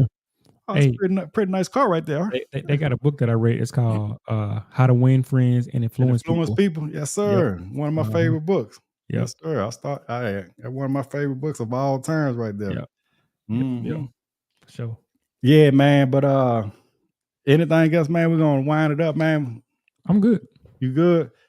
Okay. Before we wind it up, hey, you too, Steven, man, Jobber, man, sign up. They got a Jobber Summit March 1st, 2023, where just far as small business owner, home service business, and things like that. It's It's gonna gonna be be in, it's gonna be like a no, it's gonna be an convention. online Oh, webinar. online. Okay. Yeah, online webinar. You just Hey, sign for up sure. for it, and yeah, they Yeah. got a bunch of knowledge and stuff on there, man. Hey, appreciate that, Mr. McCannum. Come, man. We're gonna get up out of here, man. But like I say, we're gonna do this. This is HVAC channel on YouTube. Hey, Yes, check my sir. channel, man. Yes, sir. Appreciate. No. Let me pull yours up right now. Mr. Mechanical, thanks, man. I was just looking at the live stream. Oh, Oh, yesterday. yeah, this thing right here, man. Got a bunch of great knowledge on here. Cause I ain't gonna click on it because I don't want them to I let me wish I could see. find that movie, man. I don't That's want what I them was trying to look it to up. It's an older movie, like in the so 90s, this man. Steven channel right here. I'm gonna click on this right here. You got a trailer? It should be on the homepage. I don't know why it's not coming up. Okay. I Yeah, ain't I gonna got click one, on but it because they're gonna try to okay. copyright me though. But yeah, he got plenty of content. What you how many What? videos you got now, man? Because you didn't take out. I ain't know you had that many videos. You've been working. I got almost 100. Okay, yeah, that's a lot. Oh, he said that's a lot. Yeah, that's a lot, man. Shoot, a lot of people. For real? Man, a lot of people, I've been bro. thinking I ain't got enough. A lot of people. That's why I say this case consistent with it. You're gonna get it over time. A lot of people when they don't start seeing no results, because you done made that over 1,000 now. A lot of people, man, they give up. I know a lot of people I talk to, I like, man, just stay consistent, man. Keep dropping the videos. A lot of people after about 20, 30, because I'm sure when you had like 20 videos up there, you probably ain't had them probably about under 100 subscribers at the time. Pretty much, yeah, or Yeah. less. Yeah. Yeah, when you start seeing 20 and 30, you know what I'm saying, you putting out a video, putting all that work in, a lot of people throw the towel in. You know, I mean, when I first started, man, I had people, friends stuff laughing at me. Oh man, you got 3 subscribers, man. You got, but I wasn't doing it. I wasn't doing it for this, a bunch of Yeah. subs, anything. I was doing. If you hear me, man, it's about the passion. I like the, you know what I'm saying. Like to try to give back as much as I can. You know what I'm saying. If I ever feel that we're not being of value, I would probably won't even doing it. So Not can only I that, ask you this question? I was documenting what I had going on too. Mhm. So what your intention? So when you were wanting to start your YouTube channel, did you start it to make videos, or did you start it just to do like marketing for your company? Now, see, I started my videos when I worked for another company, so it was just about Oh, that's tight. yeah. So it was more about me Yeah. documenting my journey in HVAC. Ah, But I dang. started, man. I got videos, man. Shit, I'm talking about starting, way back. But I was documenting what I had going on. I was just kind of, and it was a lot easier back then, man. You know what I'm saying? I say be careful What was what you ask easier? for. I What you always mean want to, easier? Like what? What was easier? because I always wanted to grow my channel. But when you get so many different subscribers, man, you just have so many comments. Now I was really doing about just fun and trying to show the people what I know. You know what I'm saying? But a lot of times you'll get some of these comments, man, just piss you off. You know what I'm saying? Gotcha. And Link it's your like job so link in the in this description. yeah. So we talking about job link. So you can look at when I end this video, I'll put all the links, even on the referral codes from Top Tees, Thrift, who build the website. I'll put this on there, but you can look at the end of my videos and find a jobber link. And also the jobber link for the jobber link for the summit. All them gonna be on my videos. But Yeah, I I'm gonna like that leave it. job. I'm probably going. Yeah, I'm gonna do that. I think I'm gonna go Yeah, ahead and do that. I'm gonna leave it on here. As soon as we get out of here, close, I'll leave it in the link in the description. But yeah, man, like I said, I just have a passion, man. I always have a passion filming and videoing anyway. So I like to do the editing and part and stuff like that, which I need. I need to spend more time on my editing and stuff like that. Just trying to learn more about it and stuff. But man, I just enjoy doing it, man. I just enjoy doing it, man. Yep. Let me screen. All right, man. We're gonna get out Oh, of he here, said man. describe the movie. Man, I know somebody on here gonna know it. You want me to tell them real quick? Go ahead. So the movie is, I can't remember the name of it, but I remember not John Travolta, but it's the other guy. He walked into the room, and I think he had like a Rolex on. He walked into the office. He had this suit on. His hair was nice. All this, and he was coming in like hit him hard with this. Look, if you don't, I mean, he coming in. If you don't do this, if you don't do that, if you don't start selling this, I'm gonna get you out of here. If you don't do this, and a lot of the guys were older, right? So one of the guys that ain't the Wolf of Wall Street or nothing. Hey, appreciate that, Char. Nah, this was like in the 90s, man. This was like a movie in the 90s. It's like a movie, not John Travolta, but the other guy. Man, can't remember the name of the movie, man. Dang. But basically, he was coming in telling them, you got to start selling. You have to learn the art of selling. You know what I'm saying? And look, he said, some of y'all not gonna make it. So if y'all not selling, y'all not gonna make it. He came in with a Rolex watch on, nice suit, all this. You know what I'm saying? So, but I can't remember. I'll remember. Yeah, you remember as soon as we get off here. Yeah. We should bring it up next time. Cause like I say, like I say, I want to do before I just get into the sales and stuff like that, man. I might take me a course. You know what I'm saying? And like I say, whatever I get, man, I don't mind sharing. Yeah, that's it right there. Yeah, that sounds like it right there. My bad. I ain't mean to interrupt you. No, I'm just saying, cause I like a topic on sales and stuff like that. How we can be better salesmen. You know what I'm saying? Yeah. That's the name of the movie right there, bro. What? That's it. Glenn Ross? Glenn Ross. Man. That's right there? Yeah, that's it right there. I ain't never heard of that, bro. Bro, when you man. I ain't never heard of that one right there, man. Hardcore on that mug. Hardcore. Oh, yeah? Oh, yeah. Nah, I ain't never heard of that one. Oh, yeah, he got this thing. It's called it's called ABC. Always be closing. Always be closing. Oh, yeah? Yeah. I might take that one out there. I wonder if it's on Netflix or anything like that. Oh man, y'all go check out Emancipation too, man, by Will Smith, man. That's a great movie, man. I know a lot of people trying to ban my boy, man, but you want to see a great movie, man. Me and my wife went to the movies last night and saw it, and we watched it today, and I want to watch it again. And I don't never watch no movie just over and over again unless it's a classic. A lot of people, he had a new movie out. Man, a movie, because I don't know why they ain't been advertising. That's why I say I think they trying to cancel old boy, man. But the movie not gonna be in it's not even in every movie theater, but they showed it in a movie theater close to me, man. Dude did a great job, man. That's a great movie, man. Oh, yeah, we definitely. And a lot of people saying, "Oh, just another slave movie." No, it's not about just another slave movie, man. It's about being there for your family, rebellious, you know what I'm saying? Everybody just ain't go along to get along. A lot of us fought back. That's why they probably put us in chains, because they know, you know what I'm saying, they gotta try to keep us around there, man. Just a heartfelt movie, man. And it just showed, man, it just made me feel good to be a black man, man. You know what I'm saying? So I advise anybody to watch the movie, even if you white or black, man. On both sides, man, Mexican, man, anybody, man, y'all go check that movie out, man. It's a great movie, man, and that is part of our history. So, hey, deal with it. You know what I'm saying? It is on Apple TV. So, Miss McKenna say, it is on Apple TV. So that's what we're watching it at now. Like I say, the second time I'm gonna watch it again too, man. It's just a great movie, man. That dude a good actor, man. And I bet you any kind of money, man, they ain't gonna nominate that dude for no Oscar or something like that, man. But that's Oscar worthy, man. I played that part, I'm telling you. But man, I mean, with that though, man, I appreciate it, man. Yeah, y'all go check that out too, man. Emancipation by Will Smith. Yeah, you ain't know that was in the Man, that's my first time even hearing about the movie. not That's my even first time. advertising. They not even advertising, and that's crazy, man. How Will Smith, you know what I'm saying, one of the greatest actors of all time. Um, I ain't gonna say that, man, but he is a great actor, right? You know what I'm saying? How man making a movie like this and it ain't being advertised? Like I say, it ain't even in too many movie theaters. But man, I do highly recommend for any black male to go check that movie out though. For sure. So yeah. All right, y'all peace out, man. I'm gonna leave with that, man. We see y'all next week. Have a great week. 6:45 next Sunday. Yeah. All right. That's what's up, man. Okay. Email me, man, on any topics or anything like that. And also, Steven, if you want to come on a little early too to chop it up, because I usually be on here probably about 6:30, just getting everything set up. Okay. I think we can talk behind the scenes if you want to Well, have that's cool. you For know. sure.